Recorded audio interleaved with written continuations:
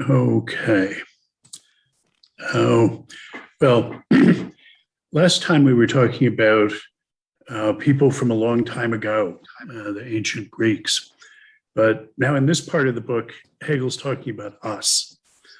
And I want to talk today about one of his most central and striking themes. The idea that modernity, thought of as having at its center the practical appreciation of the attitude dependence of normative statuses, the contribution we make to the norms by being acculturated by which we become the beings we are, the appreciation of our contribution to instituting and constituting those norms. And the central and striking claim that I want to address is that the modernity that's built around that practical appreciation of the attitude dependence of norms essentially involves what he calls alienation. In the slogan I forwarded before, alienation is the worm in the apple of modernity. I think the first thing to appreciate is that alienation in Hegel's is not a psychological matter. It has psychological repercussions, but those are reflections of it. Those aren't the phenomena.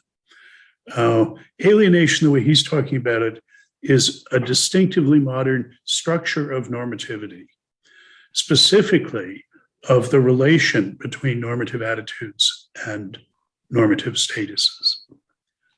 And the general idea, I think, is that appreciating the attitude dependence of normative statuses, the sense in which discursive norms are our products, undercuts the rational bindingness of those conceptual norms, the bindingness of the norms that determine what's a reason for what, and so what our concepts mean.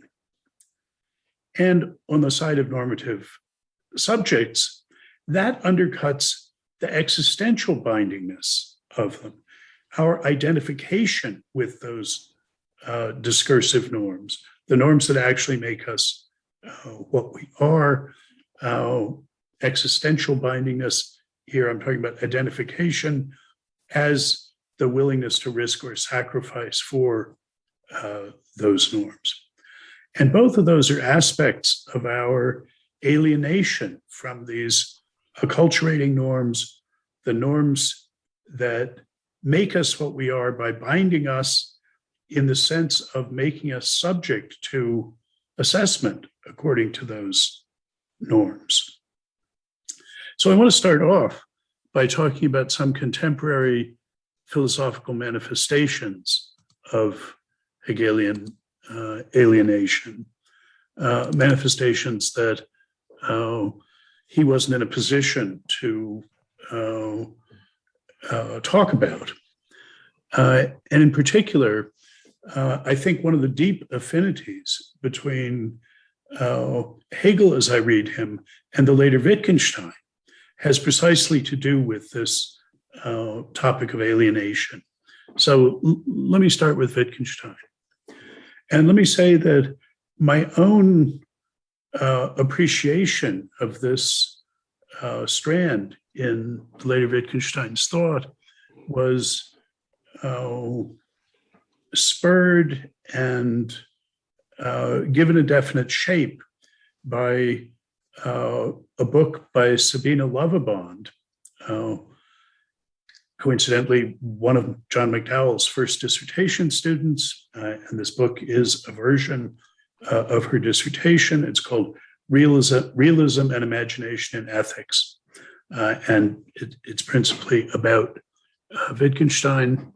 Anyway, if you're interested in this line of thought, you might find that book as stimulating as I do. But it's no great innovative claim to say that Wittgenstein in many ways emphasizes the contingency of our discursive norms, the way in which what counts as a reason for applying a concept or a reason against it manifests contingent features of our embodiment, of our particular social practices, and even of the history of it. We inherit ways of using expressions that are both essential to their meaning and which, when we think about them, show their contingency on their face. They could be different than they are. You might think about the fact that we always find ourselves sort of thrown into a situation where we inherit these discursive norms. If we want to use a Heideggerian metaphor, we could call that semantic Geworfenheit. Geworfenheit is thrownness in Heidegger's term. And I think that Wittgenstein does concern himself with semantic Geworfenheit along two dimensions. And first, I think he appreciates viscerally and conveys through his examples the sense in which that semantic Geworfenheit threatens our sense of the norms that our discursive practices institute as being rationally binding on us, in the sense of providing genuine reasons for applying expressions the way we do, for instance, in novel cases. That's undercutting that sense that the history of our practices, in virtue of which they are the way they are, issues in genuine reasons to go on one way rather than another. That's a manifestation of Hegelian alienation. And I think, second, that Wittgenstein diagnoses this threat as resulting from a residual misunderstanding of those discursive norms, and so of what it is a reason for what it means to say that we have a reason to go on one way rather than another. That is, that there's a difference between the correct application of these concepts in novel circumstances and an incorrect one. Now, I'm not using Wittgenstein's own language here. Rational bindingness is not one of his words. Even reason is not a term. He doesn't much talk about what we have reasons to do. He talks about how it is correct to go on given what we mean. I'm redescribing his points in a language that I think is helpful in seeing the commonality of his concerns and Heidegger's concerns. And I think Wittgenstein sees that part of the misunderstanding that leads us to puzzlement about there being facts of the matter about how it's correct to go on, about what we have reasons to do in the application of our terms, on the basis of appreciating their contingency, that had things in the past been different, had we been embodied differently, or the history or our practices had been different, those norms would have been different. The temptation to see that as undercutting the genuineness of the reasons, the determinateness of the norm of correctness, is a result of splitting up the application of the norms from the institution of them.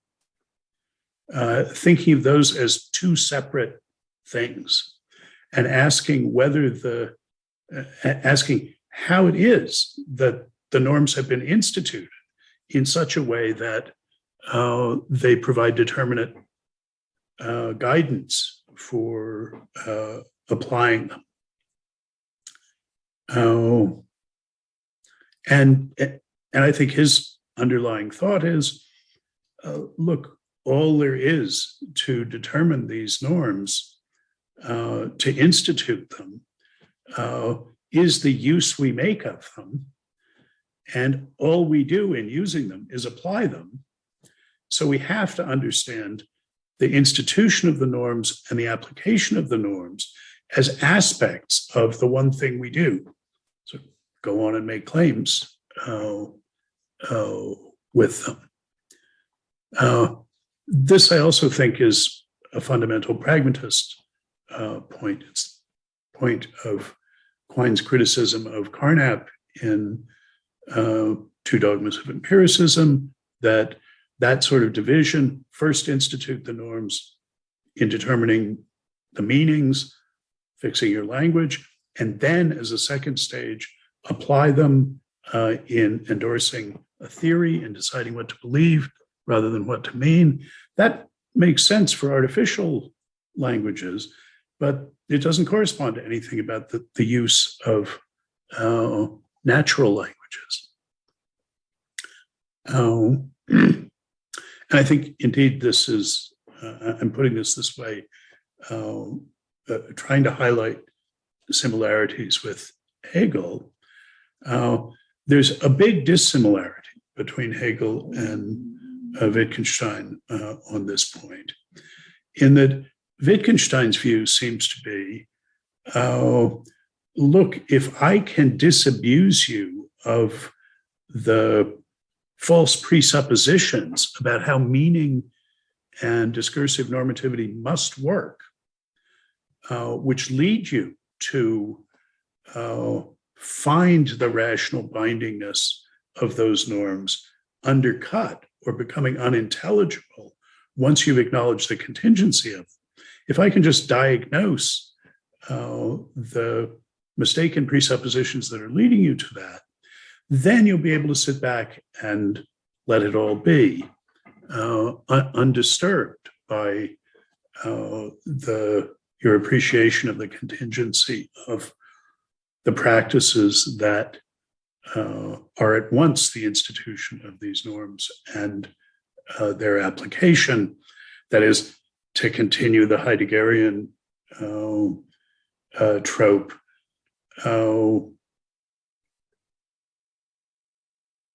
Wittgenstein thinks that the right response to appreciating our semantic Geworfenheit, our thrownness into these meanings, is theoretical Gelassenheit, quietism, simply not having a theory about these things. The theories we have were bad theories. They led us astray. And that's not Hegel's response. I think he anticipated Wittgenstein's social practical understanding of discursive normativity. That's how he brings Kant's insight into the essentially normative character of intentionality down to earth, sort of naturalizing it by seeing it as a feature of our social practices. But I think he saw the danger of a fuller and more explicit appreciation of semantic Geworfenheit than there actually was in his day, and that he too rejects the idea that there's an incompatibility between an appreciation of the contingency of the processes that institute these norms and the intelligibility of them as genuinely rationally binding, giving us reasons to apply them or withhold application in novel cases, in a striking contrast to Wittgenstein's semantic quietism, the Gelassenheit. Hegel offers a systematic account of the process by which and in which actual and therefore contingent applications of those concepts both institute norms governing those applications and are acknowledgments of the authority of those norms. That is, Hegel thinks that we should discard the bad theories that he and Wittgenstein are by and large together on, what Hegel is going to call thinking according to meta categories with the shape of Verstand rather than the dynamic ones with the shape of Vernunft. But he thinks we should replace that with a good theory. And that's what he aims to give us, is an understanding of how to reconcile the attitude dependence of these norms with their rational bindingness on us, a reconception of the relation between reason and meaning and practice that will overcome this alienation and lead us beyond the structure of normativity that is the modern structure that is essentially and inevitably riven by alienation. So I think this is a principal topic of the later Wittgenstein. As I say, Lovebond is the one who sort of gave me the eyes to see things this way. But I think this is a genuine strand in Wittgenstein. Now, obviously, Hegel couldn't put things that way. A second way into understanding the notion of alienation, Entfremdung is the term he's most typically using for it,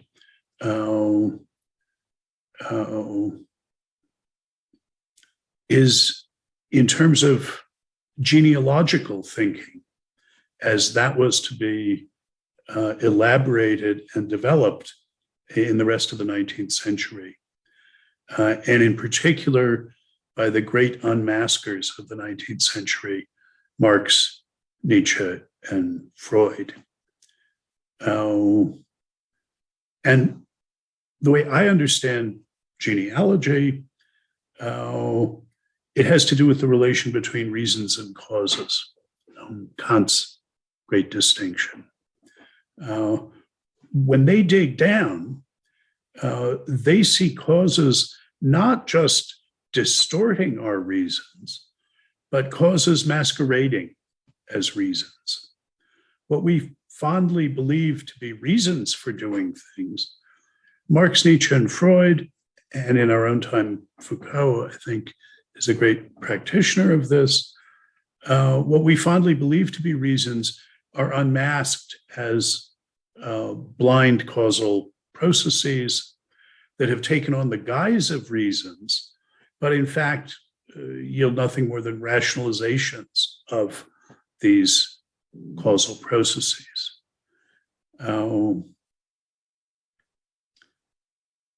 At base, I think genealogy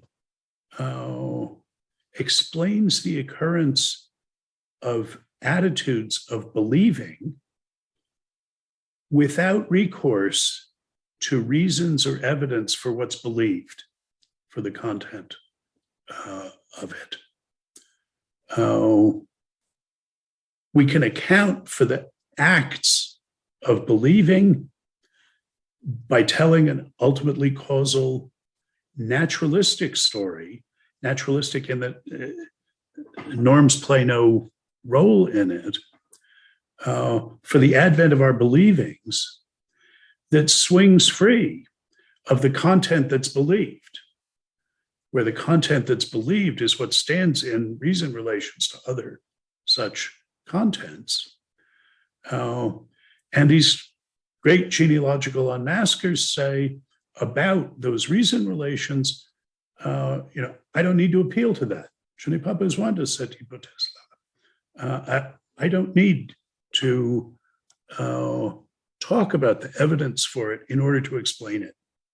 So, a common or garden variety instance of this phenomenon is when the young person realizes that he's a Baptist because his parents are Baptists and everybody they know are Baptists, and has the idea that, hey, if I'd been born in a different community, he would with equal conviction have held Muslim or Buddhist beliefs. That's a genealogical thought. And if you think about that sort of example, you can see why having that thought, that counterfactually, had he just been born in a different community, he would hold these different beliefs, swinging free of what the content of them is. You can see how that can undercut both the sense of those beliefs as rationally binding on you. Well, then what difference do the reasons people have given make? And also undercutting the existential binding. Well, what really is the basis for my commitment to these things? In less hand-wavy terms, anyway, more theoretically laden terms, the great genealogists argue that if the believer had not had a bourgeois upbringing, or were not, in Marx's case, were not driven by ressentiment in Nietzsche's case, or hadn't had this particular childhood trauma in Freud's case, she wouldn't have had the beliefs about the justice of labor markets, Christian ethics, or conspiracy theories that she does. That's the sort of counterfactual claim that underwrites a genealogical undercutting of the rational bindingness of the norms that you give that kind of explanation for. And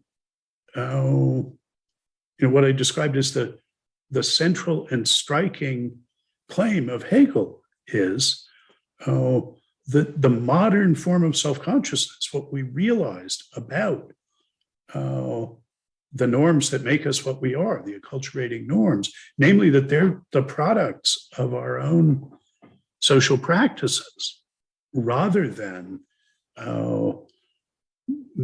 being there objectively, independently of any of our activities, that makes us vulnerable to genealogical accounts of the origins of our commitments, which are undercutting in this particular way. The very force of the better reason that so fascinated and impressed the ancient Greeks, that was the topic, starting already with Socrates, of philosophical reflection, is put in question by these sort of genealogical explanations,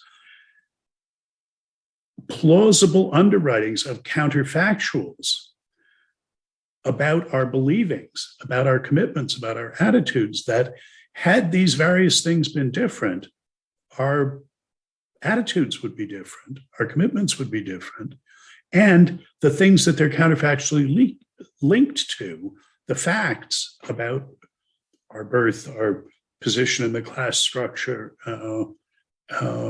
and so on, are not facts that bear evidentially on the truth of the beliefs, that give us reasons for the contents of the beliefs that we had.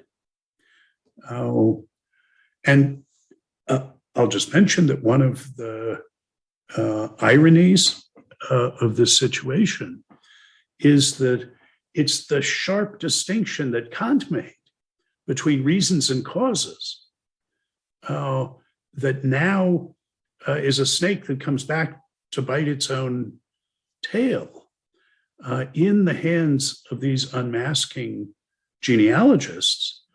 It's precisely the distinction between causes and reasons that Kant made to secure a safe space for the norms of reason that now gets undercut by saying, if what we want to do is explain the fact of our attitudes, of our commitments, of our believings, we don't have to talk about what reasons there are for what's believed.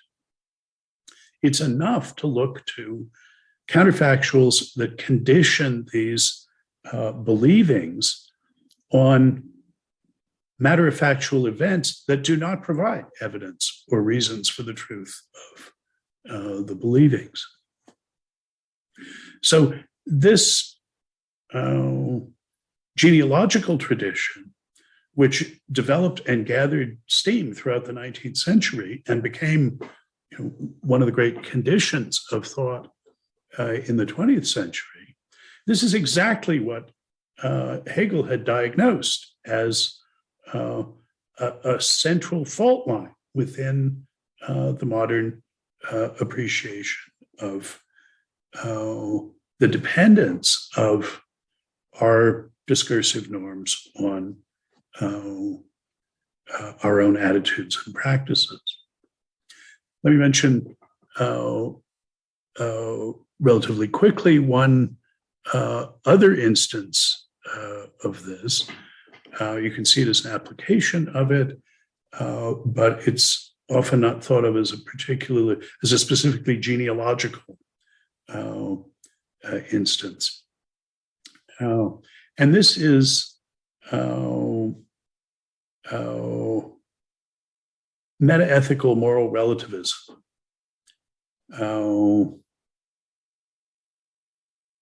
Where appreciation of the way in which people's moral beliefs vary anthropologically.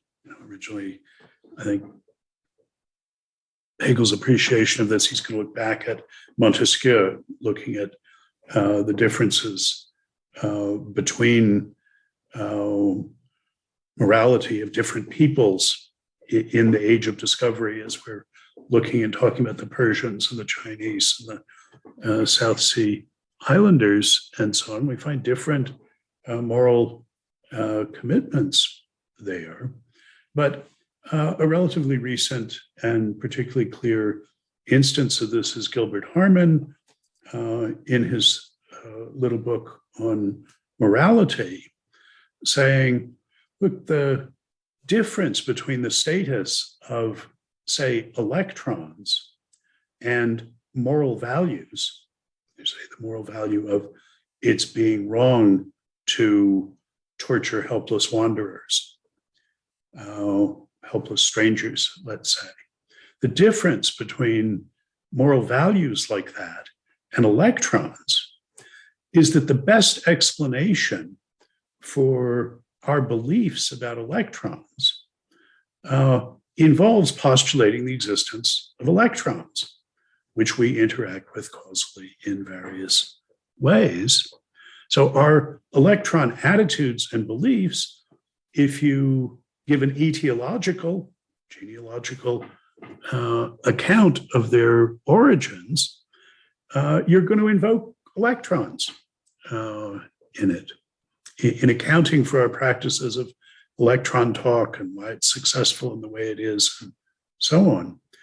In the case of moral values, though, you don't need to invoke anything but moral beliefs and attitudes of people. You have these moral attitudes because of what you were taught at your mother's knee, the attitudes of people in your family, in your culture circle, the education you had, church you went to, the university you went to, the people you talked to, in explaining our moral commitments and beliefs and in general attitudes. We never need to invoke anything but other moral attitudes of ourselves and of others, Harman argues. So, using his favorite argument to best explanation, He says, in the case of electrons, the best explanation of the beliefs goes through the existence of electrons. In the case of moral values, it doesn't. Now, here I think, I hope you can see that as an instance of the genealogical form of explanation that I was talking about, that looks at subjunctive or counterfactual conditionals, saying, well, you would have had a different belief, a belief with a different content, if these other things, which do not provide evidence for the truth of it, had been different. That's the form of genealogical debunking I suggested. And Harman is saying the same thing here, that the relevant subjunctive conditionals that would be invoked in explanations of your moral commitments just involve the moral commitments and beliefs of various people, of your parents, your teachers, your relevant culture circle. We needn't talk about there being actually any norms there, any values there.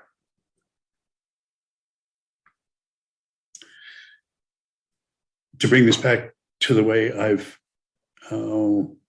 suggested we think about the stages in the history of Geist in Hegel, traditional society is built around the practical commitment to the status dependence of normative attitudes. Remember, dependence is responsibility, independence is authority. The authority of norms over attitudes. The attitudes are just supposed to reflect the norms that are there anyway. And the modern appreciation is that the norms reflect, are responsible to our attitudes, that apart from our taking or treating people as authoritative or responsible, there's no such thing as responsibility and authority, superiority and subordination in the world. Those are products of our social practice. They're functional roles in social practice.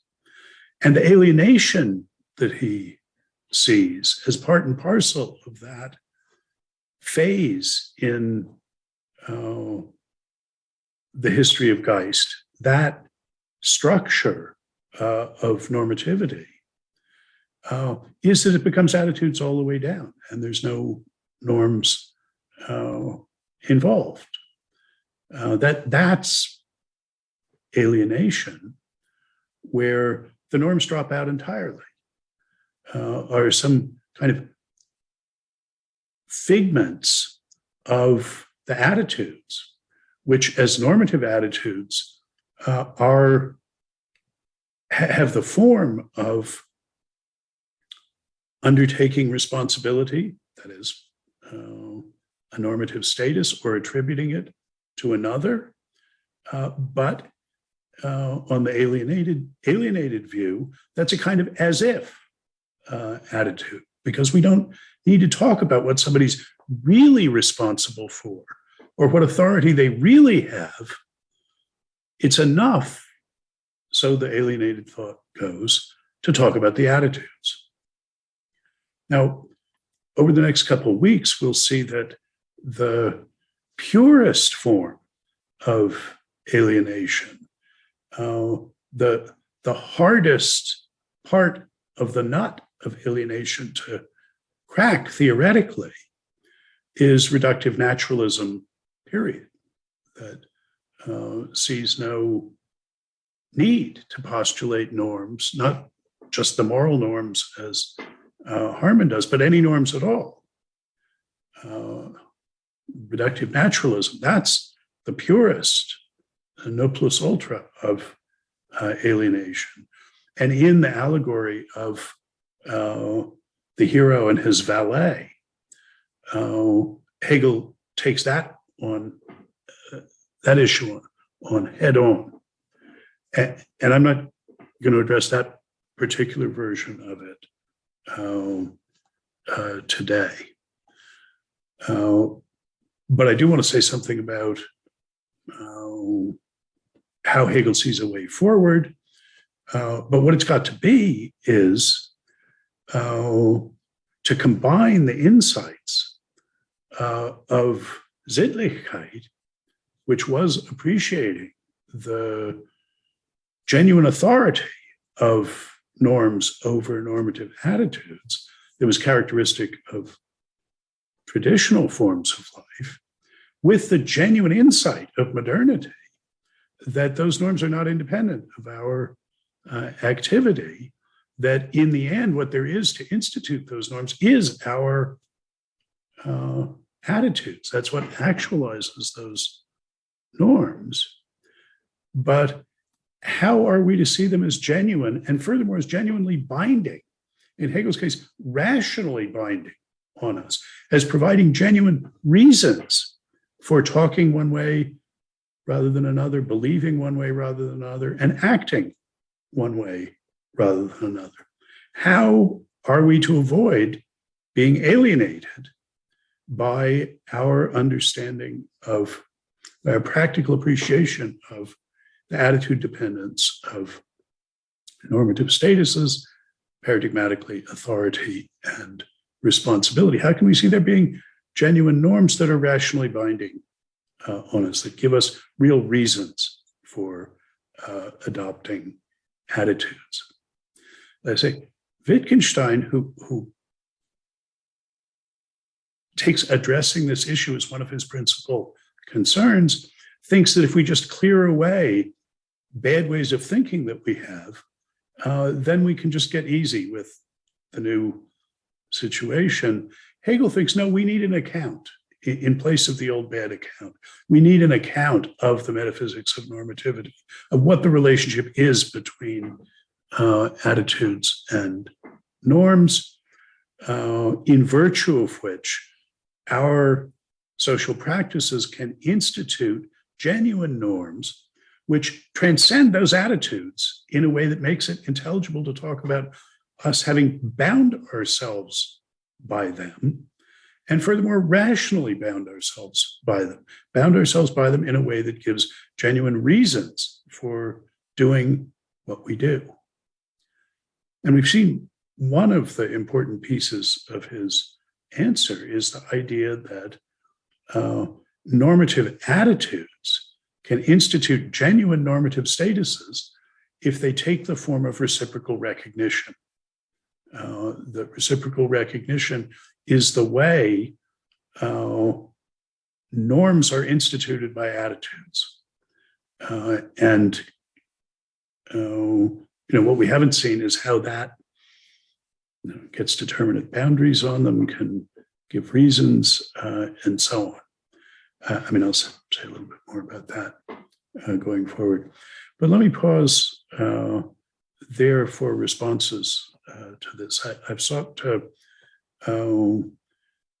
make vivid this charge that modernity essentially involves alienation by talking about things that happened after Hegel, but that he would have seen as confirmation, saying, yes, this is exactly what I was talking about.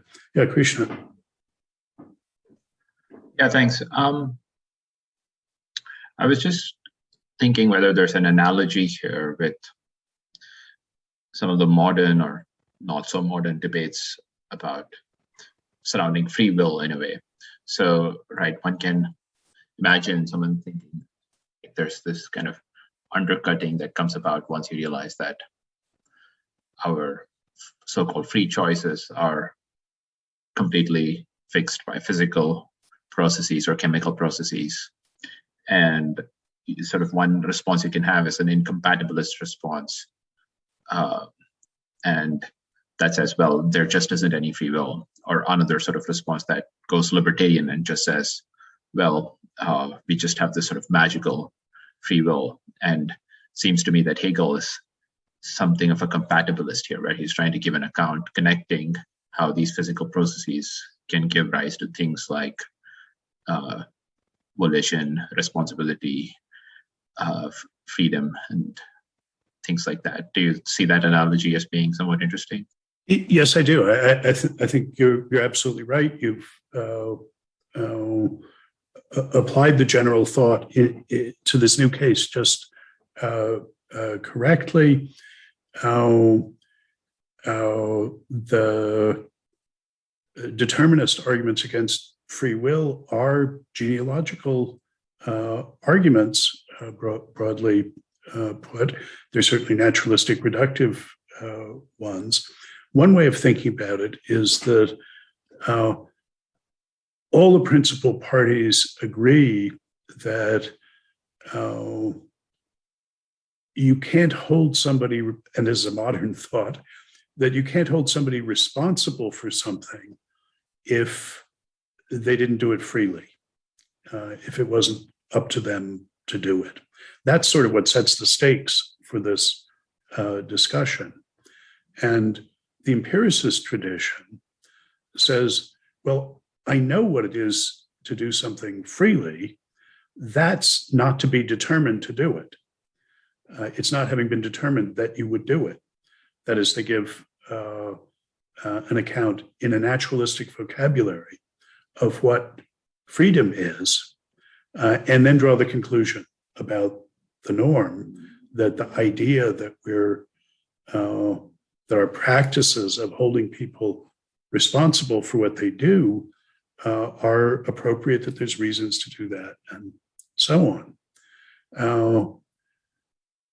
The compatibilist tradition that comes out of German idealism, Kantian, Kant is a great compatibilist, and Hegel takes that over, though in a naturalized form, one that doesn't involve the distinction between the empirical world and our transcendental freedom. Read that principle the other way, and as Kant's form of argument in the second critique, yes, we can't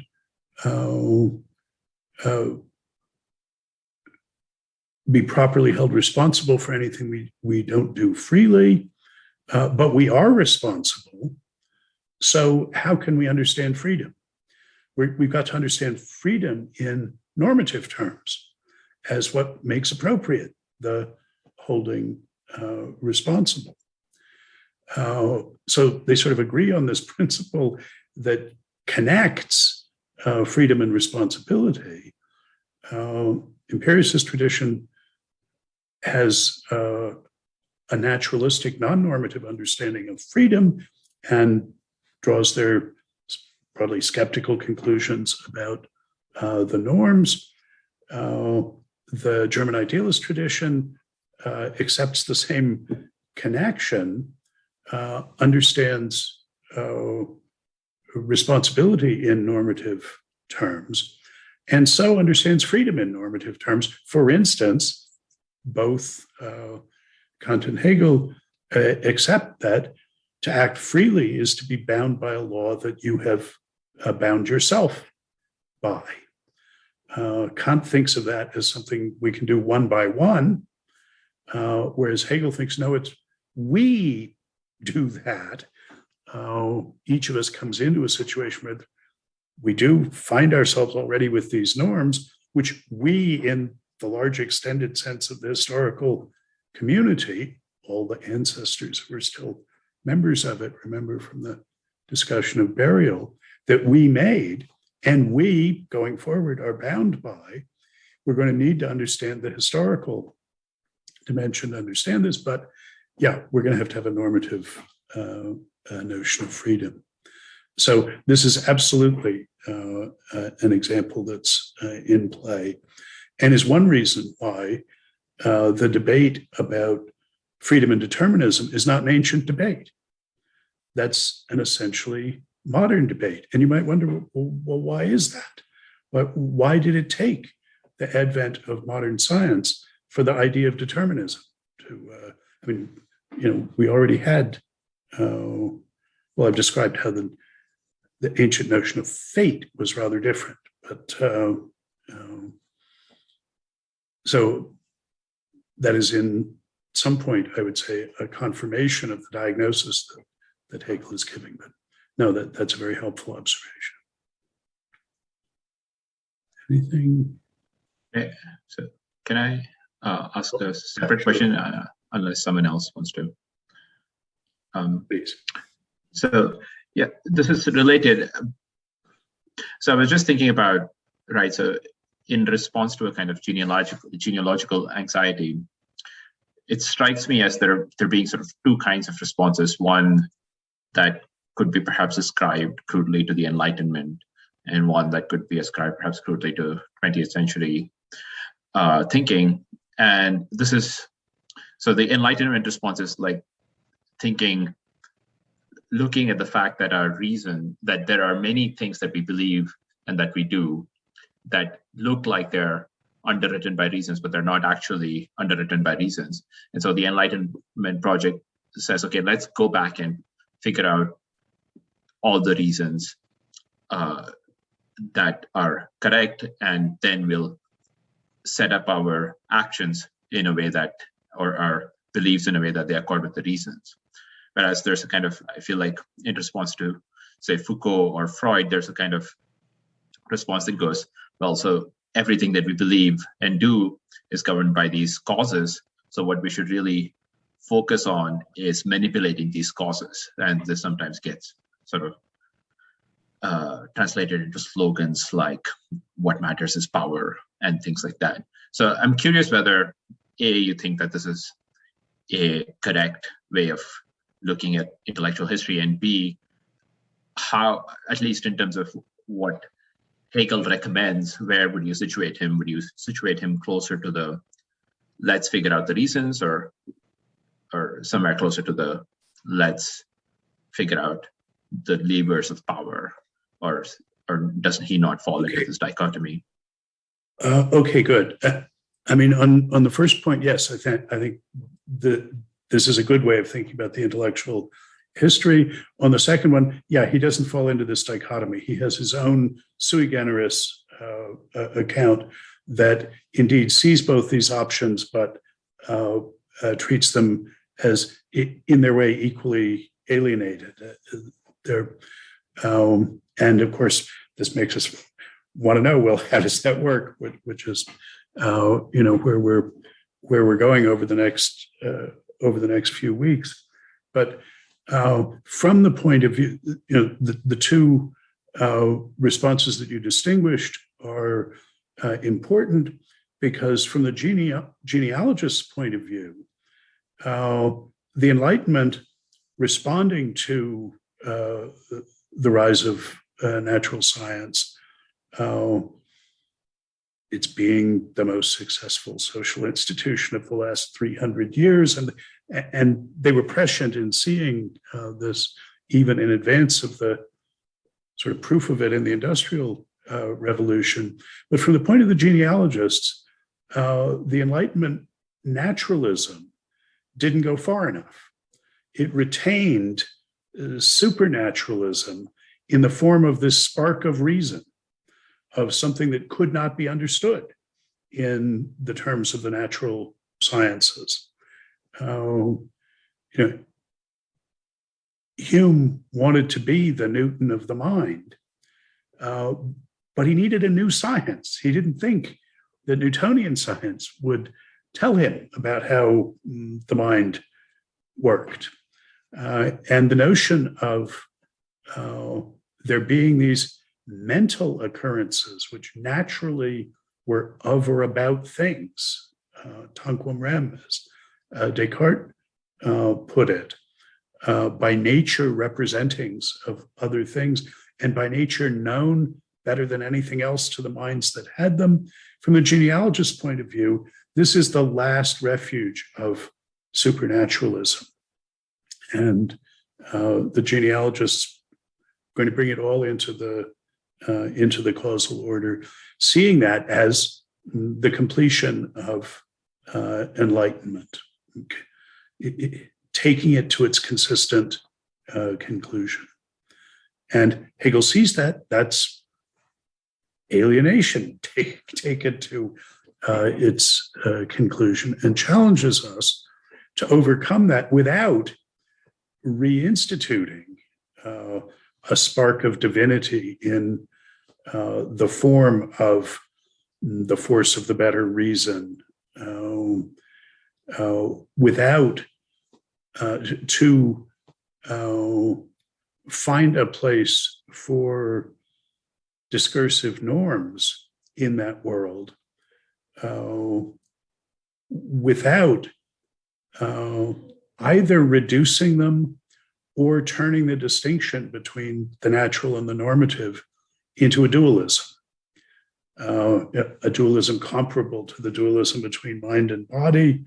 Remember in my initial remarks, I said, I think that a distinction becomes a dualism when it's drawn in terms that make unintelligible the relation between the distinguished items.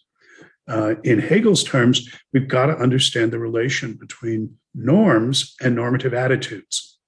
We precisely need a theory of that in a way that Wittgenstein doesn't think we do. But Hegel thinks we do. And that's how we're going to get both of them into one picture without being dualistic about it. And as I said, we've got some clues, but I haven't said how that, haven't told that story yet. Yeah, Katja.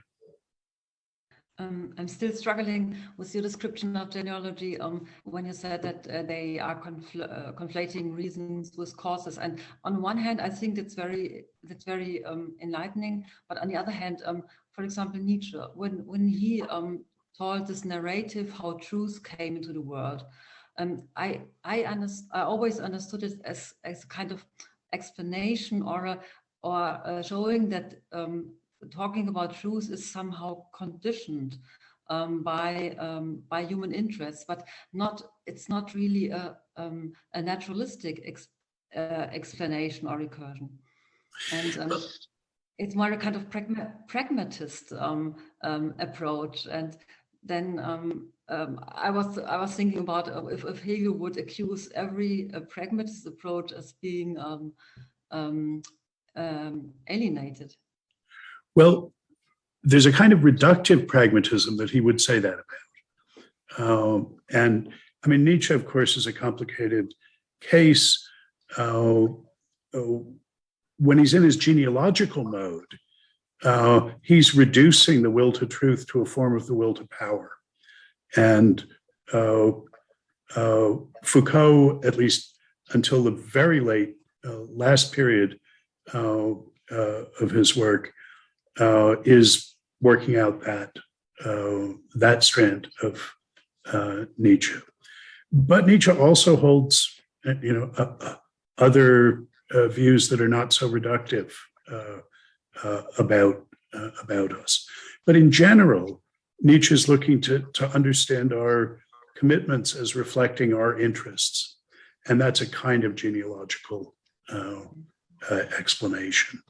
I should also say that these great unmaskers, Marx, Nietzsche, and Freud, none of them are global in the vocabularies that they address. For Marx, it's political economy, and though he sees the culture as a superstructure of that, there are vast portions of our talk that he doesn't hold this sort of view about. Nietzsche, again, it's sort of moral psychology is what he cares about. In Freud's case, it's individual self-understandings and motivations. They each have localized genealogies addressed to a range of commitments connected to some vocabularies we use. And though each of them is sort of tempted to globalize it, that's not principally what they're doing. But we can see these genealogical arguments as generalizable so as to shake the foundations of any form of reason. And you might think that was the distinctive contribution of the 20th century to this process. Okay. What I'd like to say now is something about, another hint that Hegel gives us as to how to go forward. And this has to do with the fact that he says it's also distinctive of modernity that language becomes the medium of recognition. That's part of the increase in self-consciousness that modernity involves. And that the particular manifestation of alienated recognitive structures in the language that is the medium of modern recognition, he calls irony. And this came up a little bit last time. He's picking up this term from Friedrich Schlegel, who had been vastly influential in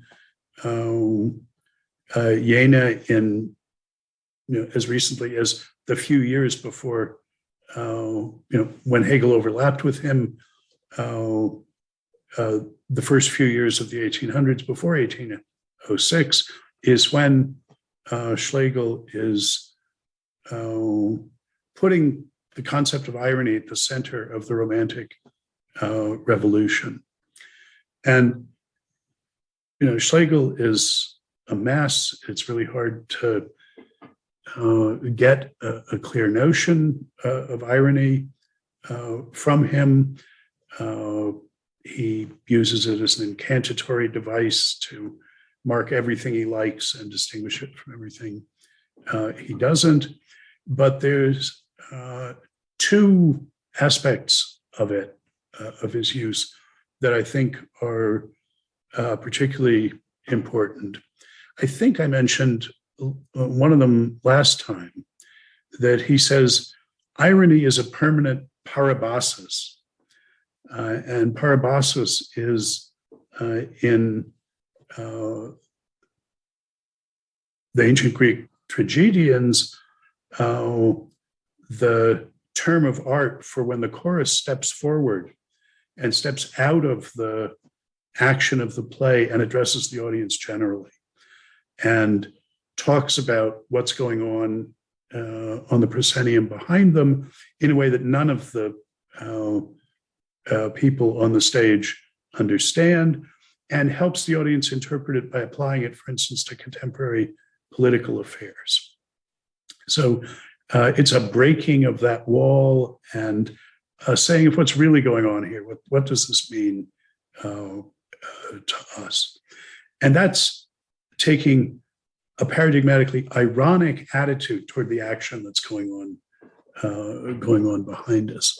It's a kind of knowingness about the artificiality and the pretense of the dramatic action.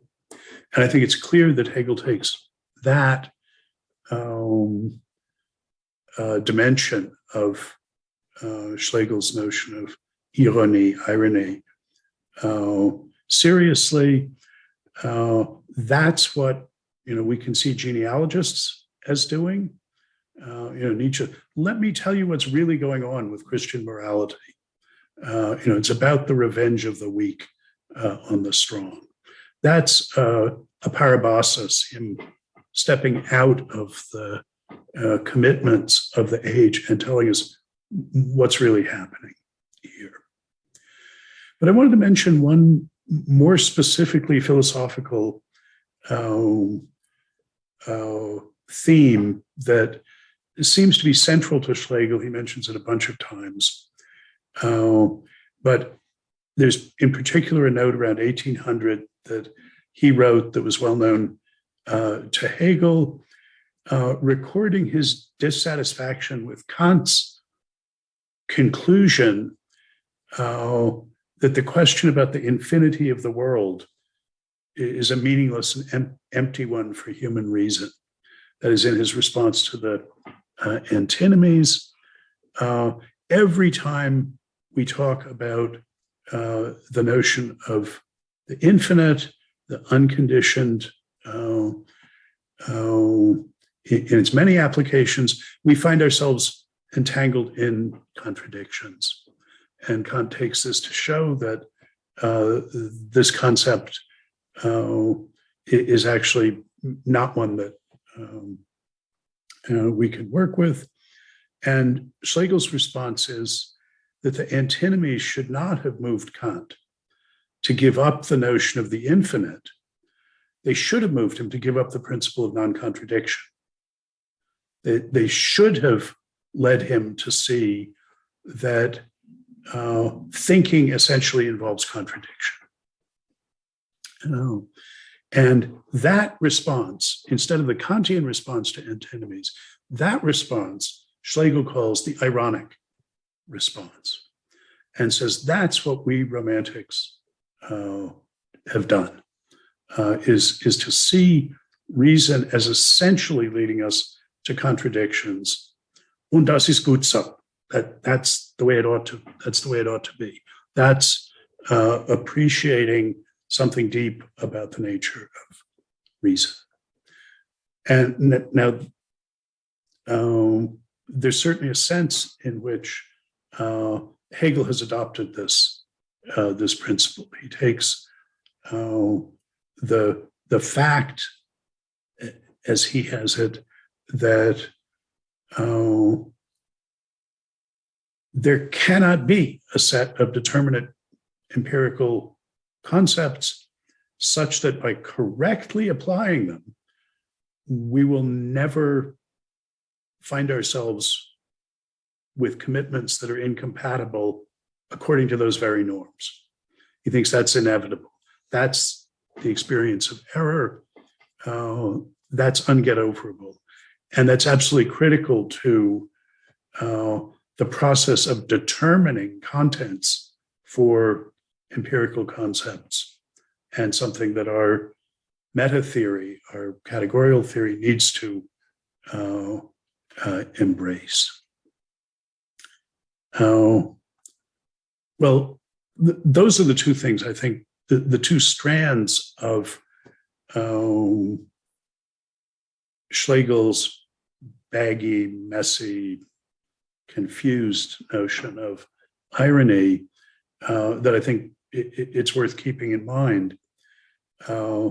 As we think about language as the medium of recognition and the medium of legitimation.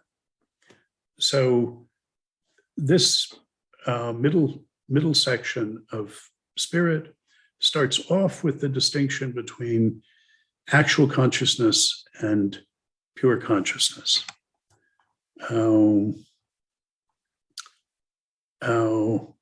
Actual consciousness is social institutions, the norms they embody, and the individual roles, the roles that individuals can play, the practices they can engage in that are governed and articulated by those norms.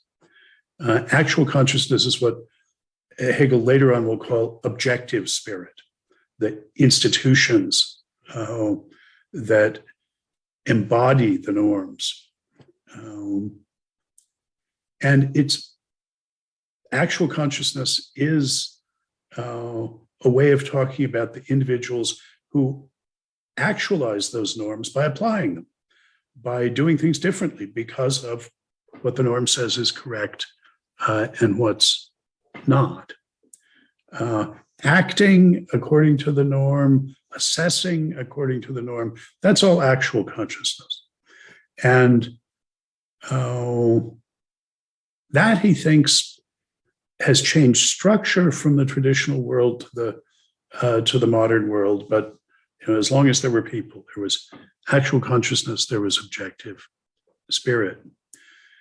But he uses pure consciousness to talk about how the norms are understood theoretically, the way they're made explicit,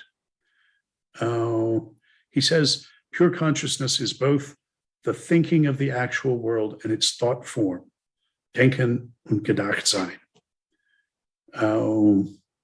It's the way they're conceived or conceptualized in explicitly theoretical terms. And he thinks that traditional society didn't have pure consciousness in this sense. There wasn't, in the same sense there was in the modern world in any way, in any case, an overall legitimating story about why the norms were as they are, why it's right that the norms be the way they are.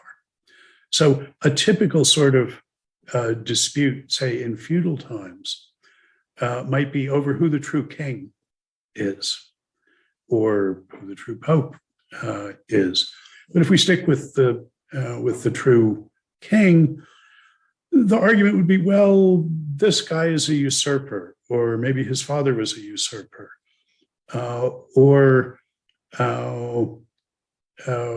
he isn't actually the son of this king, or even, yeah, he was the son of the previous king who was not a usurper, but the way he has behaved has shown that he never actually had the sanction as king. It was his better behaved younger brother who's the true king. He had, as the Chinese put it, lost the mandate of heaven, or never had it. All these arguments take place within a presupposed framework. What you're not saying is, look, there shouldn't be kings. Why are there kings at all? What is this notion of a true king? There is no such thing. That was not a sort of move that there was.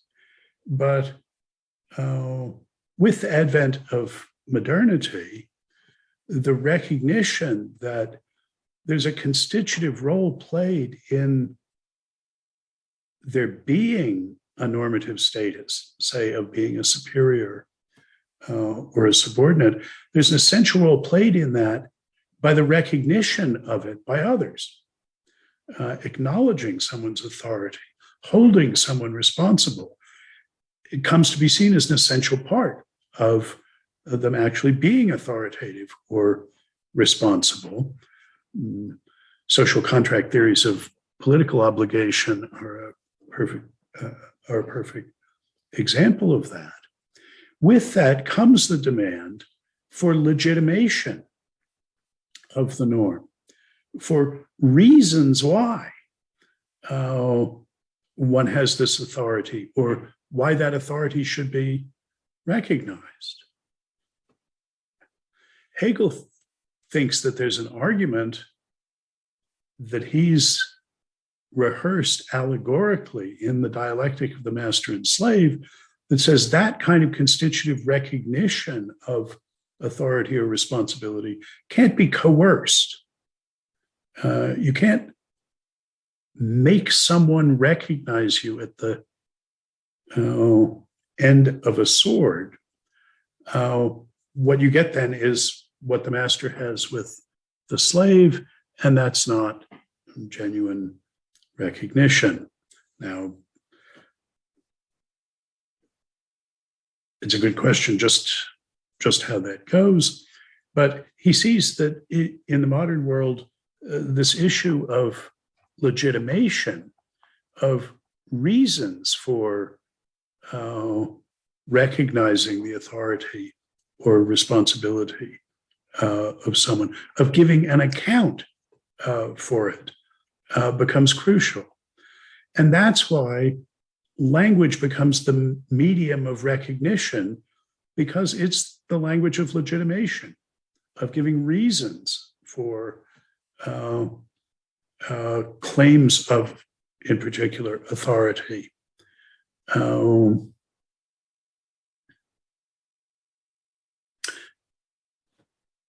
various places in the Phenomenology, Hegel tells us that language, Sprache, is the Dasein of Geist.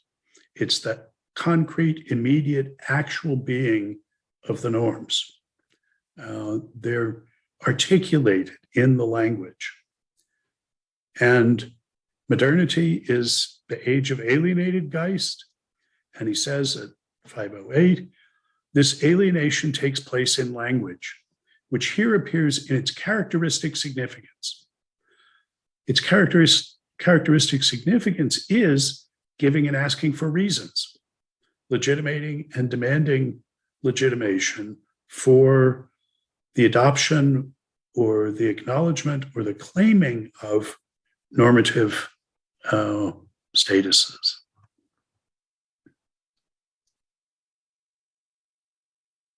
So language comes to the fore, and philosophy becomes essentially philosophy of language in the modern period for Hegel.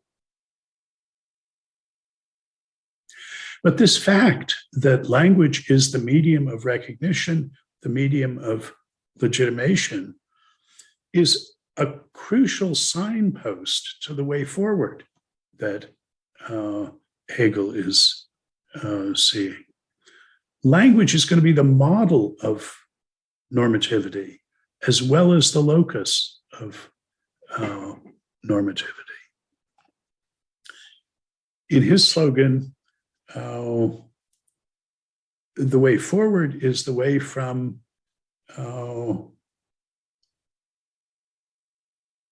normativity with the structure of independence to normativity with the structure of freedom. Judith Shklar's book on this topic is called From Independence to Freedom. Independence, we see authority. That's a way of talking about an asymmetric structure of normativity. But he thinks that that notion of independence is, in a certain way, brought to its purest expression in Kant's notion of autonomy, of self-binding. But when we look to replace that with the notion of freedom, whose form and structure is going to be reciprocal recognition, a social status, not something individualist in the Kantian way, we should take from Kant the crucially important idea that what matters is not negative freedom, freedom from constraint, but positive freedom, the freedom to do something, in particular, the freedom to commit ourselves. That's Kantian positive freedom, to bind ourselves by norms. That notion of positive freedom, that's an important piece of the puzzle. But language is going to point the way forward as the model for freedom rather than independence.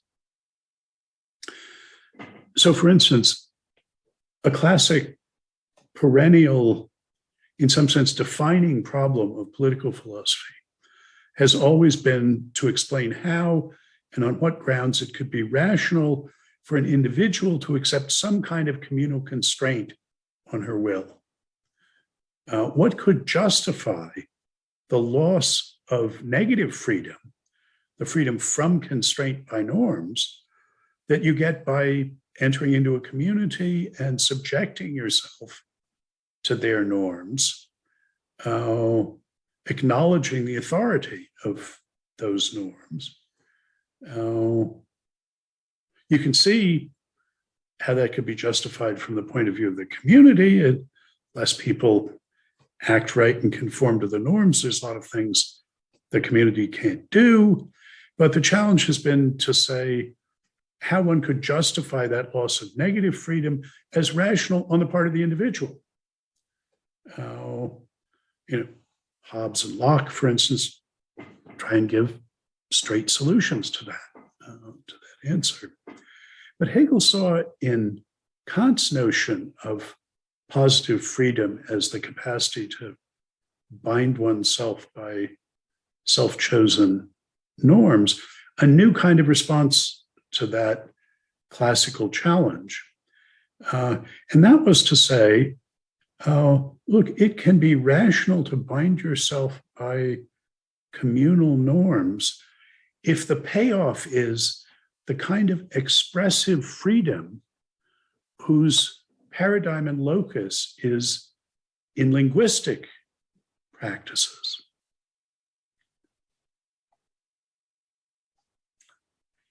Now, here again, I think if we look at subsequent developments, we can see what inspires this notion in Hegel that the ideal of political freedom would be political norms that were modeled on linguistic norms.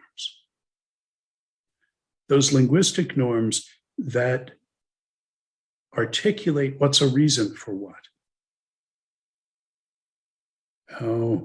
Modeling political institutions and practices on linguistic institutions and linguistic practices.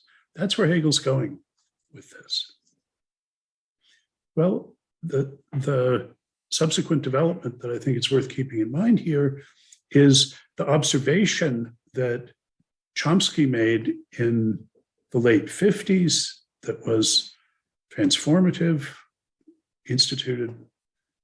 inaugurated modern linguistics, even though it's the sort of observation that anybody could have made at any earlier time. And that is that almost every sentence uttered by an adult native speaker is radically novel. Not just in the sense that that speaker and their audience have never heard just those words in just that order before, but in the sense that no one in the history of the world has ever put those words in that order before. I mean, have a nice day, or in English, or noch ein in German may get a lot of play. You hear those sentences a lot. But direct quotation apart, almost nothing that you ever hear me say is a sequence of words that anyone has ever uttered before. And if you think about, planning the picnic, and you say, "Look, I put the sports equipment and the blanket in the back of the car. Have you finished have you wrapped up the sandwiches yet?" It's vanishingly improbable that anyone has ever uttered just those words in that order before. And yet we have no trouble producing and understanding an indefinite number of radically novel sentences. And Chomsky wanted to know how this trick was done. How are we to understand this remarkable capacity we've got? Well, however it's done, the capacity to produce and understand an indefinite number of novel sentences is the capacity to entertain an indefinite number of novel potential beliefs, potential courses of action, contents of intentions. That's what expressive freedom as a kind of positive freedom is this capacity to produce and understand and entertain as candidates for endorsement for belief or for action an open-ended, indefinite multiplicity of radically novel candidates for endorsement. I mean, this empirical observation of his has been confirmed by just collecting large corpora of things people say outside of professor speak, and you get a million utterances, and there's very little repetition among them. And if we think about grammars for basic English restricted to 5,000 words, you probably use 50,000. You can see that even if we look at sentences of no more than, say, a dozen words, there hasn't been time for human beings to have uttered more than a tiny fraction of them, even if everyone spoke English and had done nothing but chatter from the beginning of time until now. Well, this expressive freedom is bought at the price of subjecting yourself to the norms that constitute the use of some natural language. You give up the negative freedom, the freedom from constraint, subjecting yourself to the norms, acknowledgement of which is what constitutes speaking and understanding that language. Norms that may be invisible in your home language, but are all too evident when we try and speak a second language.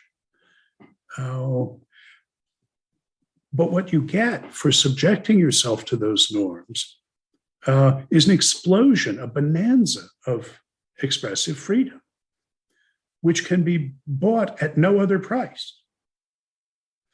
Anybody who was faced with this trade-off would consider it a great deal, that you had every reason in the world to give up that negative freedom, to subject yourself to those norms. The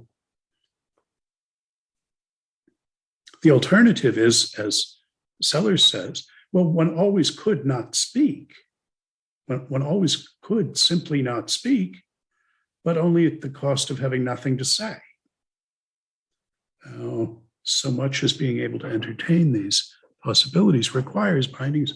So, I mean, this isn't a rational deal that somebody who can't talk could assess and make in advance and say, oh yeah, that's a good deal. I'll take what's behind that curtain. But afterwards, we can see that you have every reason to do that. The bonanza of positive expressive freedom gives you a reason to give up that negative freedom. And Hegel's thought is that the positive expressive freedom afforded by engaging in linguistic practices, subjecting yourself to discursive norms, is a paradigm of freedom for normative discursive beings like us. And political institutions and the normative constraint they exercise should be justifiable in the same way. That is, when a political institution proposes to constrain us by political norms, to diminish our negative freedom, our freedom from constraint, by imposing a norm, there should be a legitimation, a rationalization of it in terms of the positive expressive freedom, the freedom to do new things that you get by and only by being subject to this political constraint. Now, this is utopian politically, but conceptually, he's got a model for how political constraint could work and be rationally justifiable, not just from the point of view of the community, but from the point of view of the individual. And this would be advancing from categories of independence to categories of freedom. We know the normative core of it is going to be instituting norms by reciprocal recognition, synthesizing social substance and self-conscious individual subjects by adopting practical recognitive attitudes that are reciprocal, that are mutual. The challenge is to understand discursive practice in those terms, and then to reconceive political constraint, normativity generally, on the model of discursive normativity, which is the medium in which modern normativity consists in any case. That's the hint that he thinks we get from appreciating language as the medium, the modern medium of recognition, because it's the medium of legitimation. Legitimation being the giving of reasons to persuade someone to adopt a recognitive attitude, to acknowledge one as having a certain authority or as being responsible in the way in which committing ourselves discursively. I say the coin is made of copper. I've committed myself, made myself responsible. Well, that depends on people being able to hold me responsible to it. But there's a sense in which what I've made myself responsible to is not up to me. That's a matter of what the word copper means. And what I've made myself responsible to depends on how it is with the coin also. And that's not up to me. But there's a structure of normativity there that makes it possible for me not only to claim that the coin is copper, but to claim that it's molybdenum, where I don't know very much at all about molybdenum. I don't know what I'm claiming when I claim that, but I can claim that, I can believe that without knowing really what I am claiming or believing there. I need to find out a lot more about it. And yet, having bound myself by the norms of English, that's a thought I can have. Oh, maybe it isn't copper, maybe it's molybdenum. Let's go find out. That sort of expressive freedom is now to be the model for legitimate political constraint or normative constraint otherwise. So though our language is alienated in modernity, it gives us a pointer of a way forward, which in the final third of Spirit, which we'll be talking about starting next week, we'll begin to see how he thinks that works out. Yes, Quinn. So you started this whole section by quoting Hegel, where he says that language is the determined being of spirit. And then we moved into this discussion about political philosophy. Can you clarify number one, because in the philosophy of right, and I think even later in the Phenomenology, he talks about how institutions are the manifestation of objective spirit, right? Can you talk about how those two things are different between the determined being of spirit and the objective, the manifestation of the concrete manifestation of objective spirit, number one. And number two, can you talk about how in your reading of Hegel, social normative practices, then the role of institutions in, I guess, like laying groundwork for response, or like laying down a foundation for responsibility in social normative practices, if there's anything to say? Okay, well, I mean, there's big questions and there's a lot to say there. So, I mean, objective spirit, as you say, that is a matter of the institutions. And the institutions go beyond language. And the ideal is that they nonetheless be like language, be language-like, in that engaging in the practices, adopting their norms, subjecting yourself to their norms, is to pay off for you by making it possible for you to do things that you couldn't do otherwise. That's the form of legitimation of having a station in, a role in one of these other institutions, paradigmatically a political institution. So, exactly what them being language like would be like, since that we don't know, he has to tell us that yet. I've lost my grip on the second part of it. The second question was about the role that institutions then play going the other direction in terms of us learning how to take norms seriously. Okay.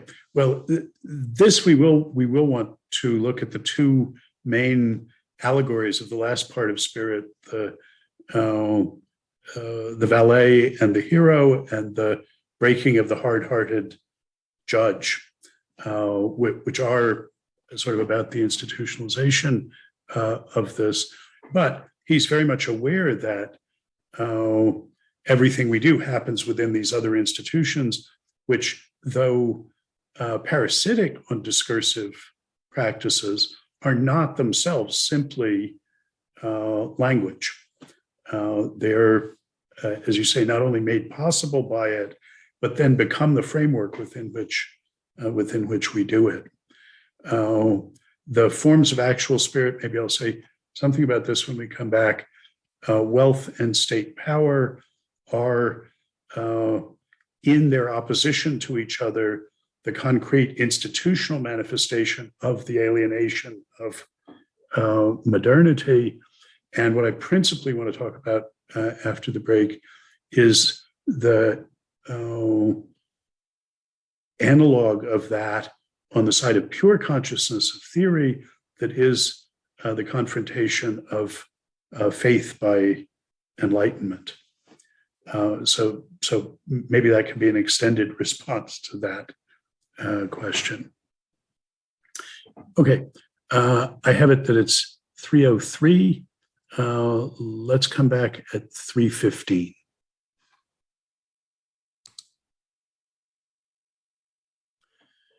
All right. Now, I mostly want to talk about Hegel's, I think, really insightful account of the relations between faith and enlightenment.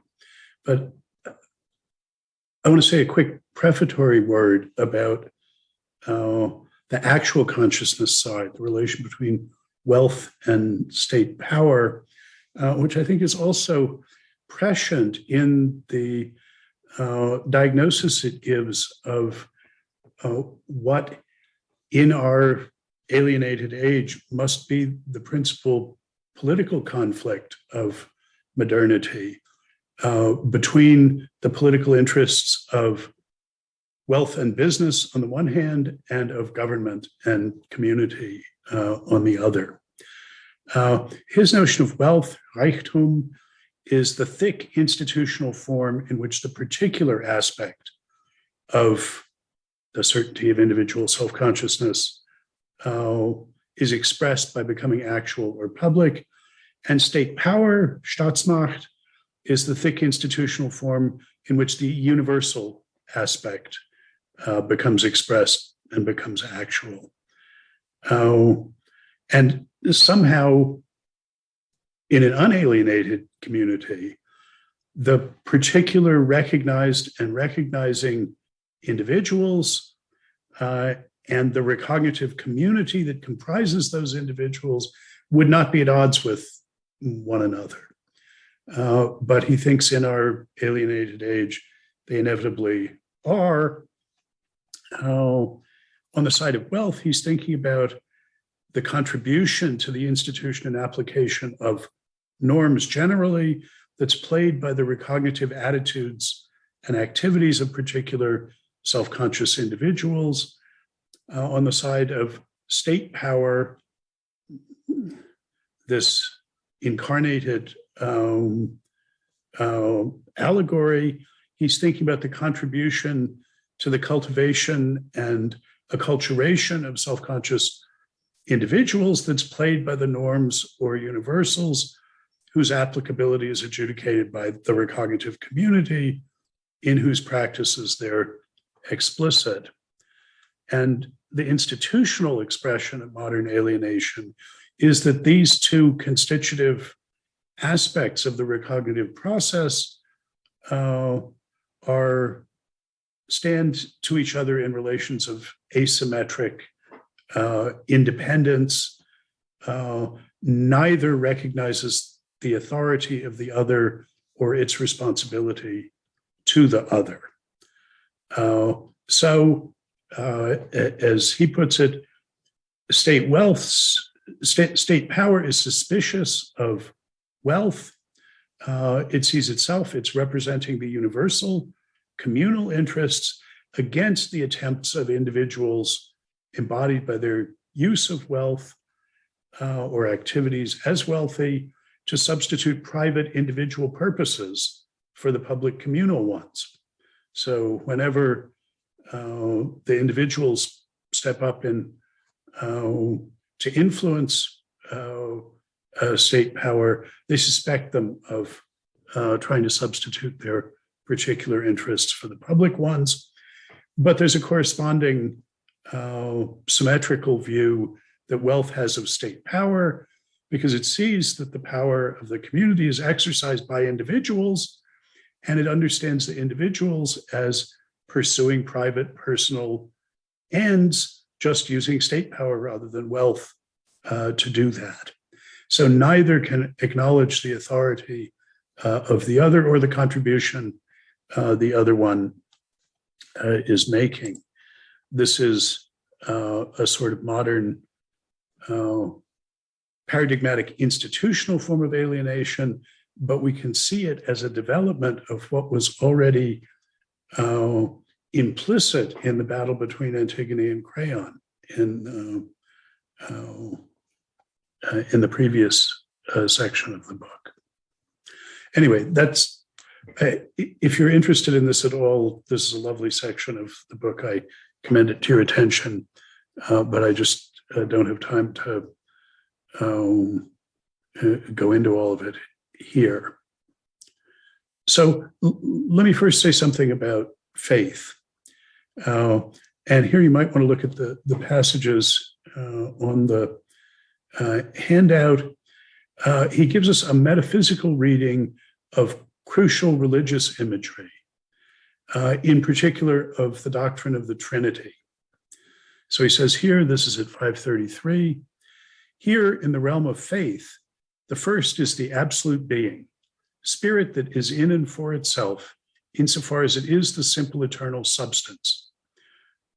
Remember in the little glossary I supplied last time, I say whenever he says substance on the side of subjects, you should think community. That's his way of talking about the community. But in the actualization of its notion, in being spirit, it passes over into being for another. Its self-identity becomes an actual self-sacrificing absolute being. It becomes a self, but a mortal, perishable self, one that would need to be buried. Consequently, the third moment is the return of this alienated self and of the humiliated substance into their original simplicity.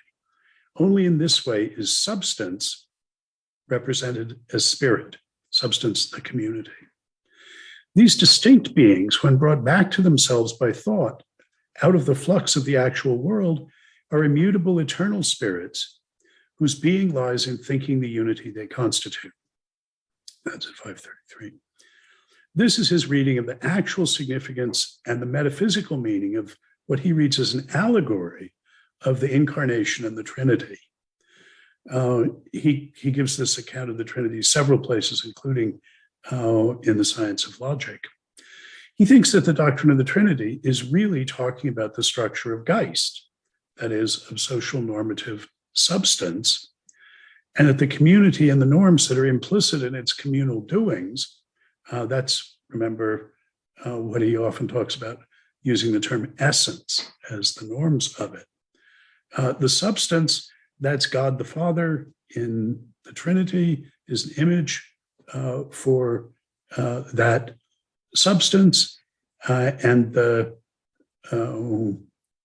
mortal perishable selves are the particulars who raise themselves to being self-conscious individual normative subjects, that is, by being infused by spirit, by the essence of the substance, by coming to stand in recognitive relations to one another. So the substance here is the social substance synthesized by reciprocal recognition, and the medium, that's the medium in which the norms inhere. In the model, it's the language. So God the Son, standing for the actual individual speakers who are bound and constituted as self-conscious individual subjects by norms and the relations between them, that's the Holy Spirit in the Trinity. So there's the universals or the norms, their perishable incarnation above mere particularity, the actualization of those norms in attitudes, and the relation between them, particularity infused with universality in individuality. And he thinks the being of these spirit lies in thinking the unity that they constitute.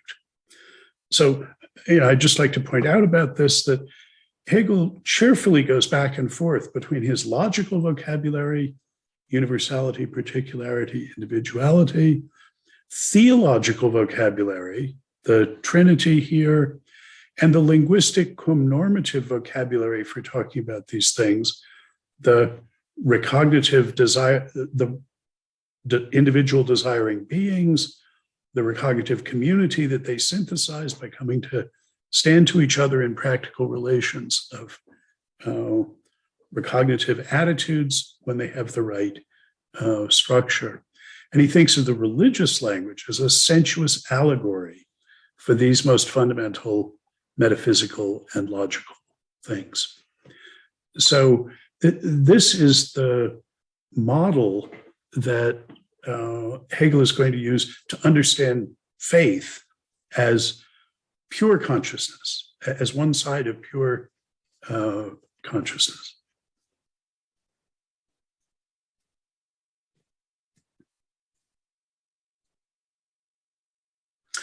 Enlightenment construes universality and normativity in terms of rationality,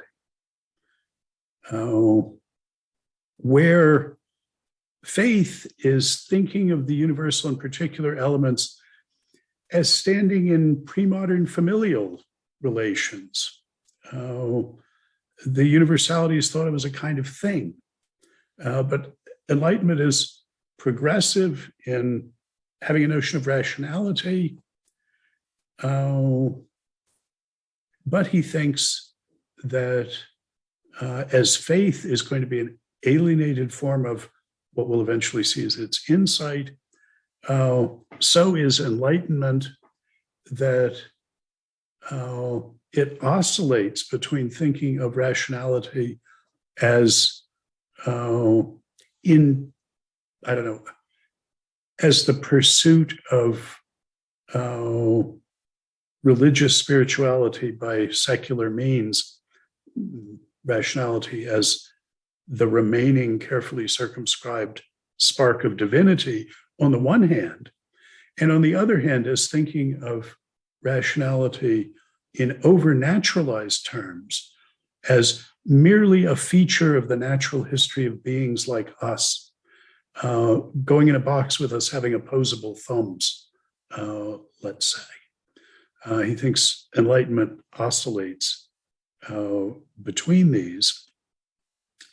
And the key thing, he thinks, is that normativity, universality, is not to be reified into a kind of thing, either as over there, Jenseits, as in God on the side of faith, or as reified in individual human beings as a faculty of reason, but rather as implicit in the articulation of individuals informing their community, their recognitive interplay, the utterances and attitudes that actualize and institute their norms.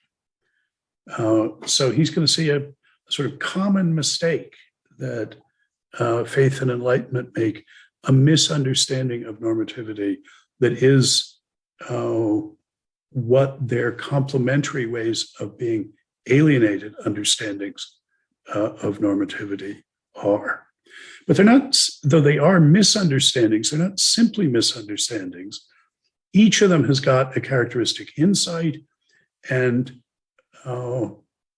one of the reasons it's important for us to understand them, he thinks, is the task of going forward is the task of combining those one-sided insights, bringing them into conversation with each other and reconciling them. So the way he articulates this is by making explicit Enlightenment's critique of faith and faith's complementary critique of Enlightenment and response to that critique. And now faith, as he's talking about it, as pure consciousness, as an essentially modern phenomenon, exists only as brought into existence by the challenge of enlightenment. I mean, that process begins in Europe, he thinks, with the challenge to the Catholic Church of Protestantism, but comes to full flower in the Enlightenment, which called forth the demand for a certain kind of legitimation of religious authority that had not been in question in pre-modern times in the medieval church. So what he's talking about here as faith is the distinctively modern form of legitimation of the claim to authority of the Christian religion that he sees in his contemporary Europe, that's brought forth in response to the challenge to it by Enlightenment. So he says, and this is simply rehearsing the actual Enlightenment critique of traditional religion that begins with Spinoza and continues down to his day. That it's a three-pronged attack. It says there's an ontological or metaphysical claim that faith makes that's wrong. There's an epistemological or a cognitive claim that it makes that's wrong. And there's a practical moral claim of authority it makes that's wrong. So the first claim is that faith makes an ontological mistake. It thinks that something exists when it doesn't. It thinks there's a God, and there just is no such thing. It's not part of the furniture of the universe. There is no such thing, and there isn't even any such thing as that kind of thing. The epistemological critique, objection, is that even if there were that kind of thing, or that particular object, we couldn't come to know about it in the way faith claims to come to know about it. It claims the authority of Scripture, but there's no non-circular way to assert the authority of Scripture in telling us about this. The actual epistemological claims, the actual epistemological grounds for the belief in this absolute being are prejudice, error, gullibility, confusion, and just plain stupidity. So genealogical account of the origins. And third, Enlightenment accuses faith of bad intention or motivation, of practical errors of action, of immoral activity. The priests are accused of trickery, the pretense of insight and knowledge and moral authority, which is really just what they use to amass power. Diderot, speaking in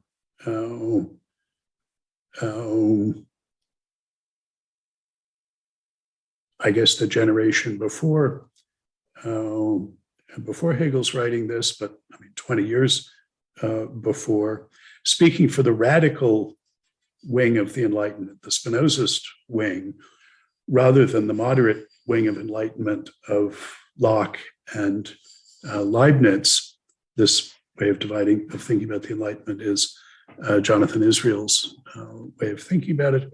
Diderot says, speaking for this wing of Enlightenment, I won't be happy until the last king is strangled with the guts of the last priest. Gee, Diderot, tell us what you really think. You know, why are you holding back in this way? And I think it's worth keeping this in mind in case you're tempted to think that the political divisions of our own time, that this is a uniquely divisive political age. But I think these three criticisms of religion, look, it's just making false claims about what there is, and the epistemology is literally unbelievable, and claiming this moral authority on no basis is just a cover for all sorts of personal misbehavior and exercise of power. This is common right down to this day. This is what, I don't know, garden variety, or I want to say Bush League atheism sort of consists in. And I would include the new atheists, including my good friend Dan Dennett, still in there making this case. Hegel, I think, is going to penetrate deeper than this.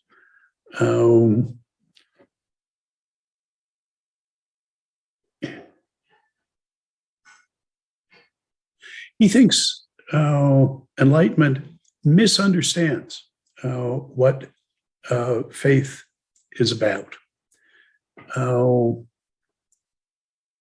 that its criticisms miss the mark largely for this reason.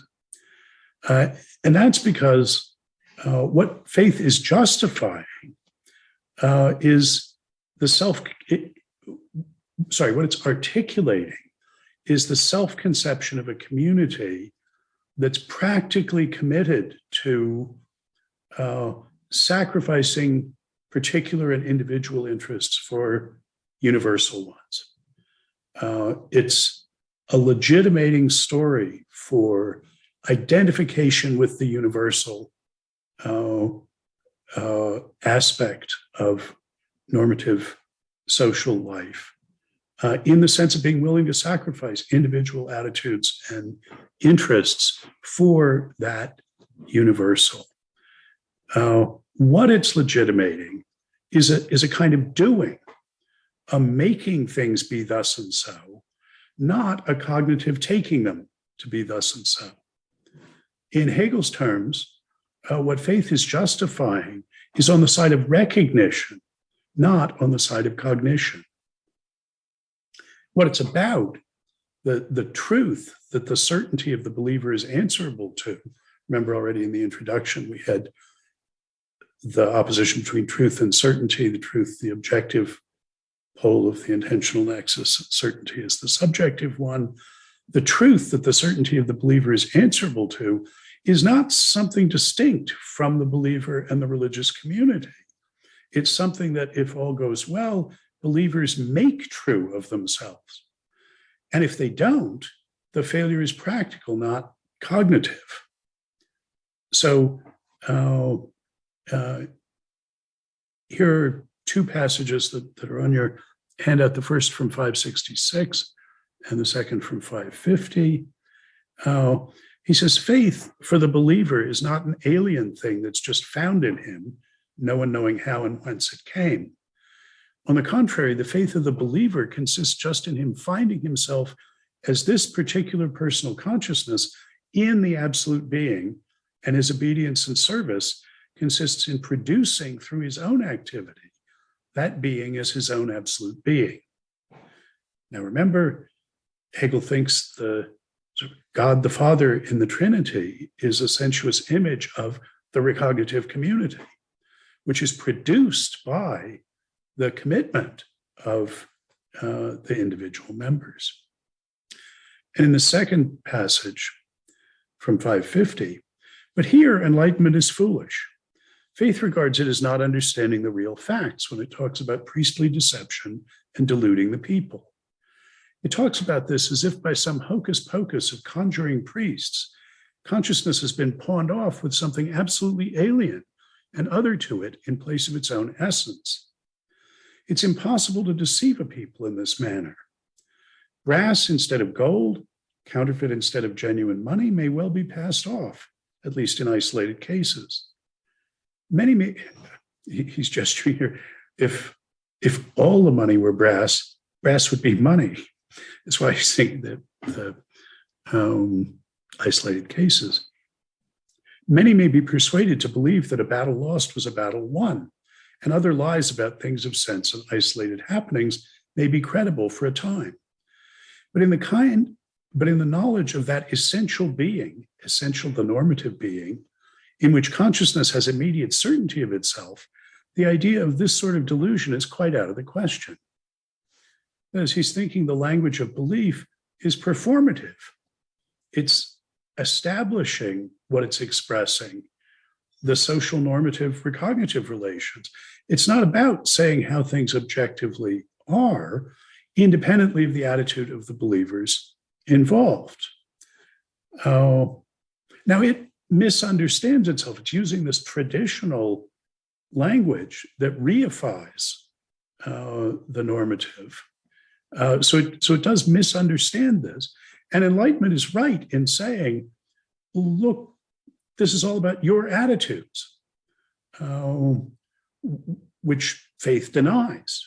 So it's not as though it's got everything right, but it's about creating what it's committed to recognitively, not about cognitively knowing how things are anyway.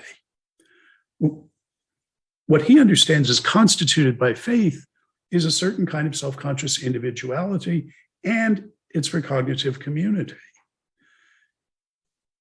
And his recognitive account of self-consciousness tells us that's the only way you can do it, is by creating the community.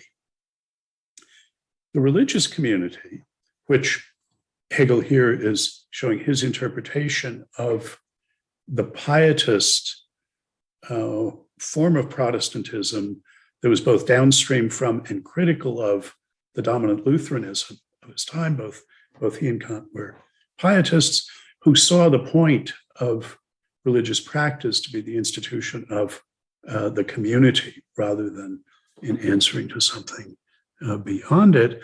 But it's established by the individual's recognition of each other as identifying with the community, the substance, the norms, the universal, identifying with it in the sense we saw already in the battle unto death, in the sense of being willing to risk and sacrifice their particular interests and attitudes for that universal.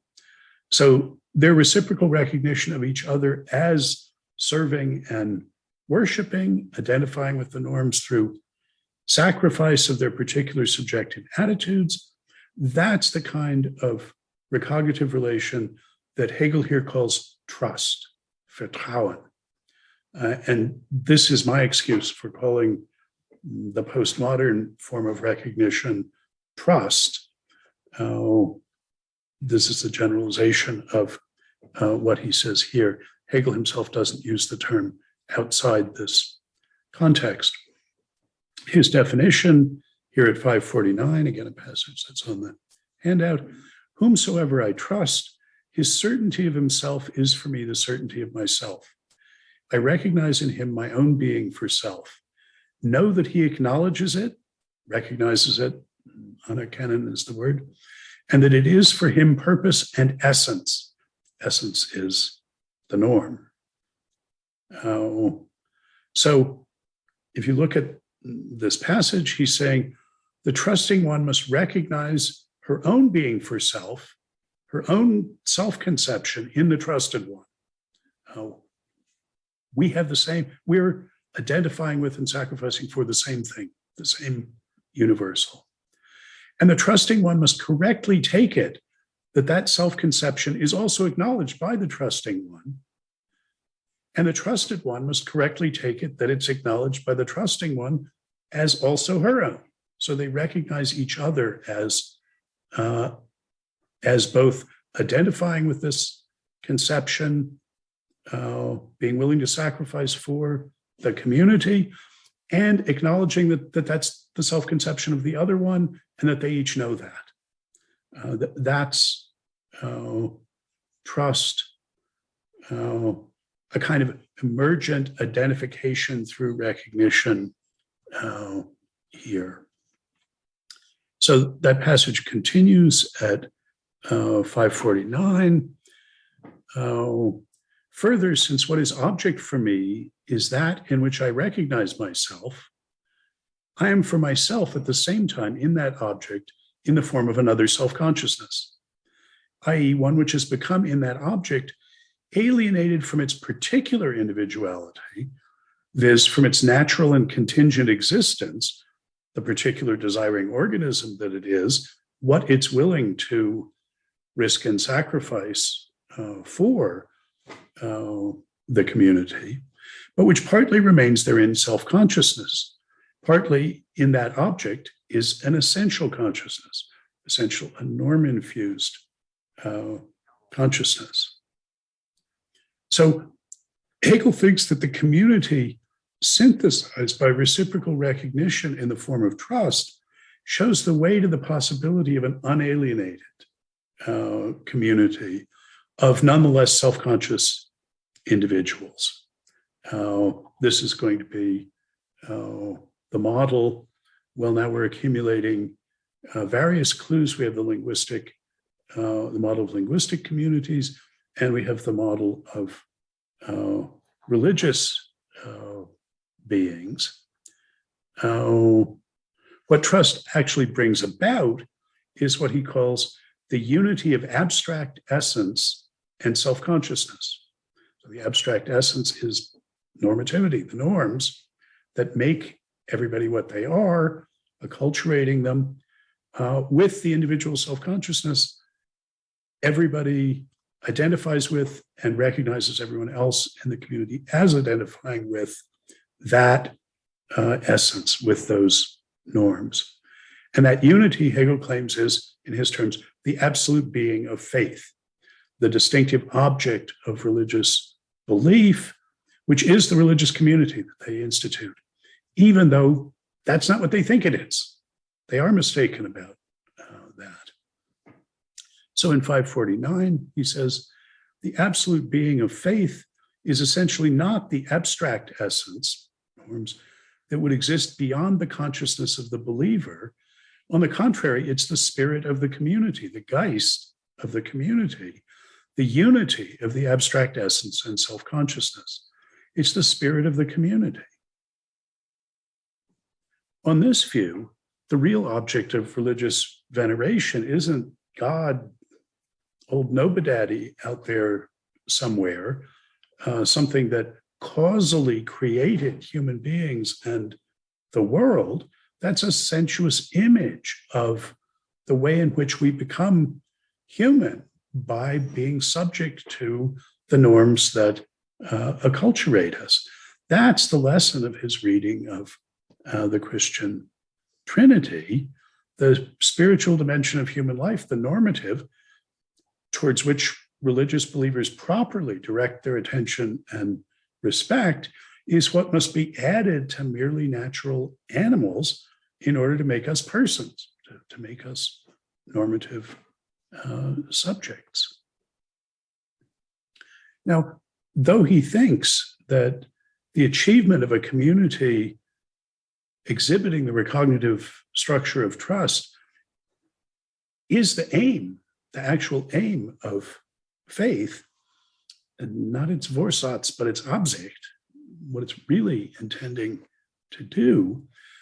It's still an alienated form because it doesn't know what it's doing. So though the relation of each believing individual to that for which it sacrifices and so with which it identifies, the object of its veneration, is in fact mediated by the relation of the believer to the other recognized and recognizing members of the community via those individual recognitive attitudes. That's not the way faith understands it as form of pure consciousness, the ideology. It insists that it stands in an immediate relation to absolute essence, that these recognitive relations among the believers are totally dependent on the independent object of veneration, independent of the activities and attitudes of the individuals. 549, he says that absolute being of faith really is the spirit of the community. This requires as a necessary moment the action of the community. It is this spirit only by being produced by consciousness, or rather it doesn't exist as the spirit of the community without having been produced by this consciousness. The norms actually are instituted, they become efficacious as a product of the practical recognitive attitudes. The instituting effect of these attitudes, Enlightenment is right. That's what's going on. That's the modern insight. But faith doesn't understand that about itself. Hegel's been talking about what it is in itself, not what it is for itself. In this respect, Enlightenment is right in its criticisms of faith. Faith seriously misunderstands its object. It's not some objective, independent being, but the product of its own thought and practice. It's reified, objectified, fetishized, in Marx's term. It's making that mistake. So he says at 549, it's just this that Enlightenment rightly declares faith to be, when it says that what is for faith the absolute being actually is a being of its own consciousness, is its own thought, is something that's a creation of consciousness. Faith misunderstands the ground of its recognitive and practical activities as merely the reflection, the acknowledgement of some antecedent objective matter of fact. And that's a mystification. That's a carrying over of the traditional picture of the attitude independence of normative statuses. So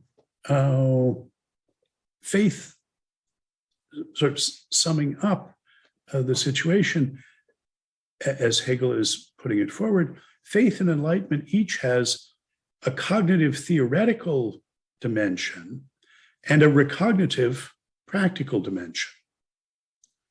And faith is wrong in its cognitive attitudes. It misunderstands its object and its relation to the object. But it succeeds in its recognitive practices, creating, insofar as it's successful, a community of trust.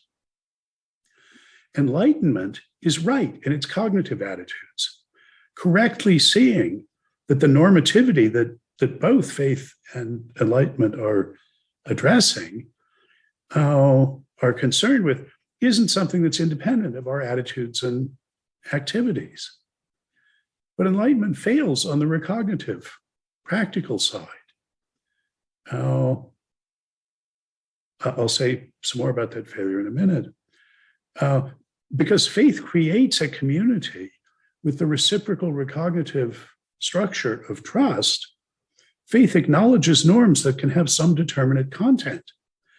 They're contentful because a community can actually institute, sustain, and develop determinately contentful conceptual norms. But Enlightenment creates no such community, and its norms are purely formal as a result.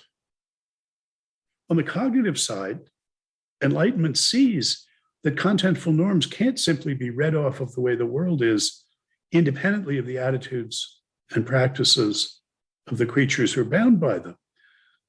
It conceptualizes that by saying, look, rationality is a human capacity. But Enlightenment is stuck with a purely formal notion of reason. It can criticize the contents faith purports to find, but can't find or produce its own replacements. And here, Hegel talks about Enlightenment utilitarianism. Now, we think of utilitarianism as something that came after, as British utilitarianism that came after Hegel is writing, and that absolutely is utilitarianism in the sense he means, but his notion of utility is allegorical, but not merely allegorical, for the role things play as objects of practical attitudes and practical interests. That says, look, the norms come from the role things play in our practical interests and attitudes. If you extend that kind of utilitarianism, thinking of the normative significance of things as infused into them by their relation to our interests and attitudes, if you extend that from the practical to the theoretical realm of theories, you get classical American pragmatism, which Hegel is still going to see as an alienated form of enlightenment. The second enlightenment, to be sure, as Rorty has it, but still alienation, which he's seeing now as essentially involving an oscillation between the one-sided objectivism about norms of faith and the one-sided subjectivism of enlightenment.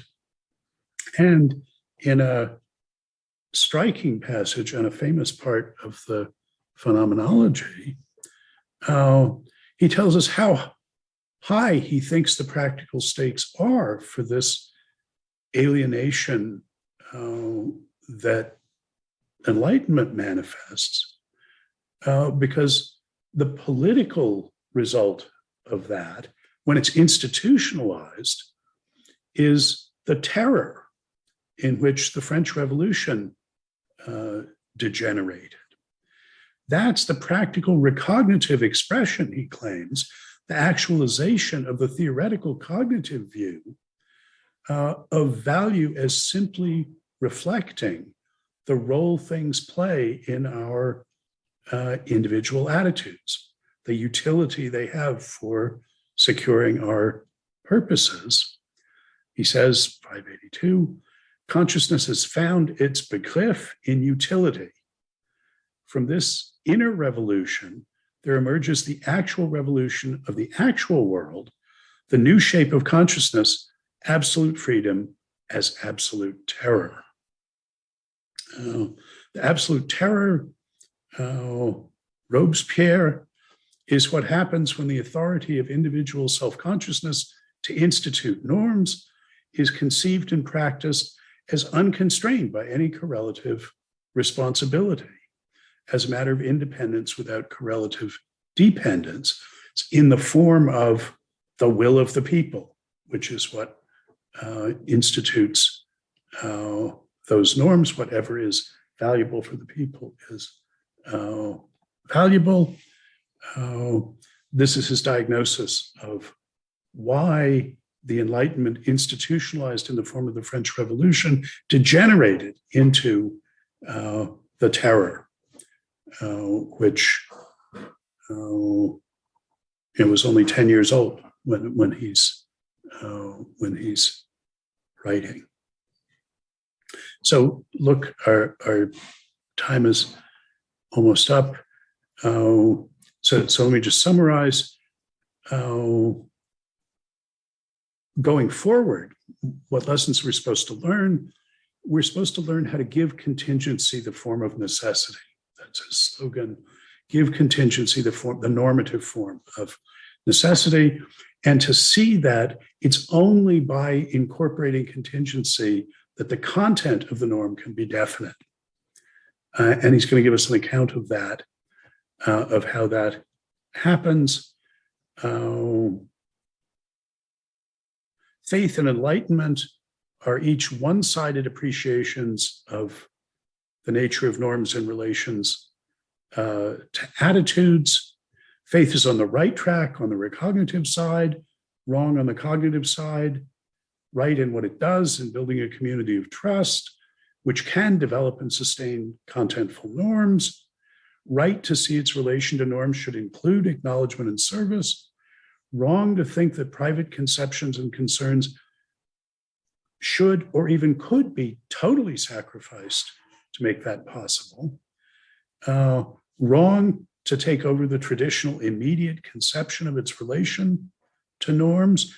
The Enlightenment's right that the norms depend for their force and their content on the attitudes and practices of the individuals who are subject to them, who become more than merely particular animals by being acculturated into the norms. But it's wrong to think that all rationality can contribute as the form. It's wrong to think, it's wrong in the practical recognitive consequences of its insight into our authority over norms, the attitude dependence of the norms. It's right in its criticism of faith's metaphysics and epistemology, but wrong to think that undercuts its form of life.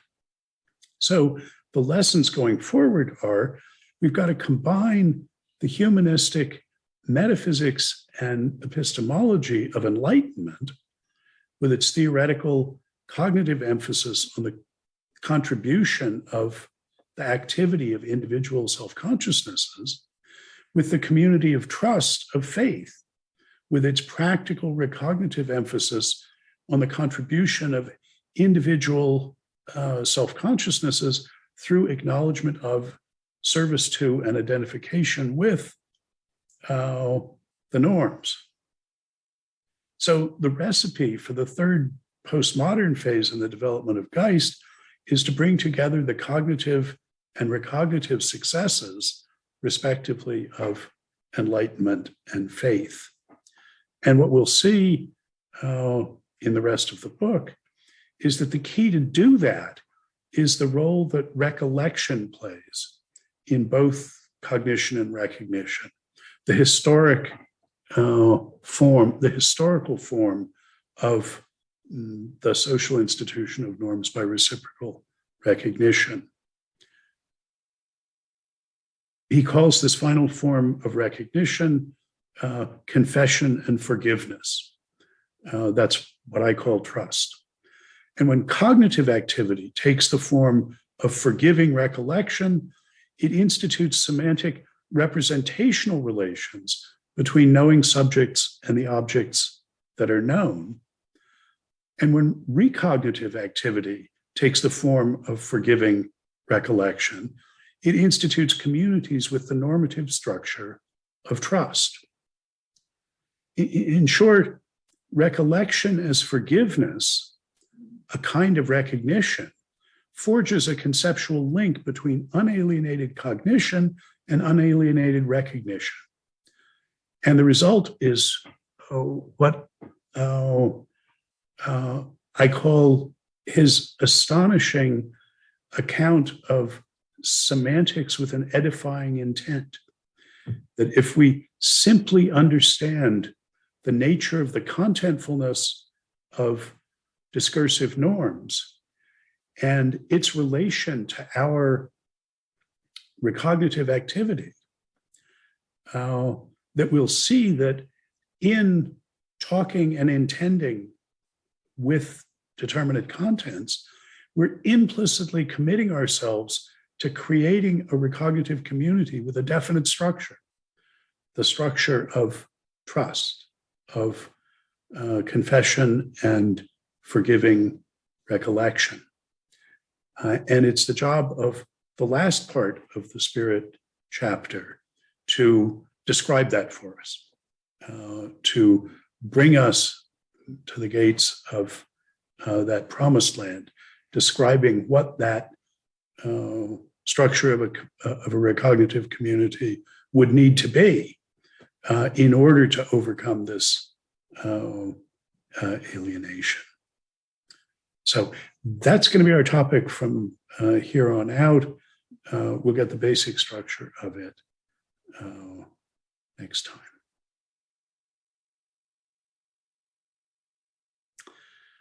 Okay. Well, I hope that this, at least the even-handed account of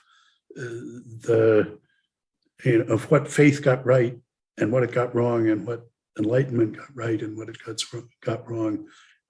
This is I think, a real achievement of Hegel's.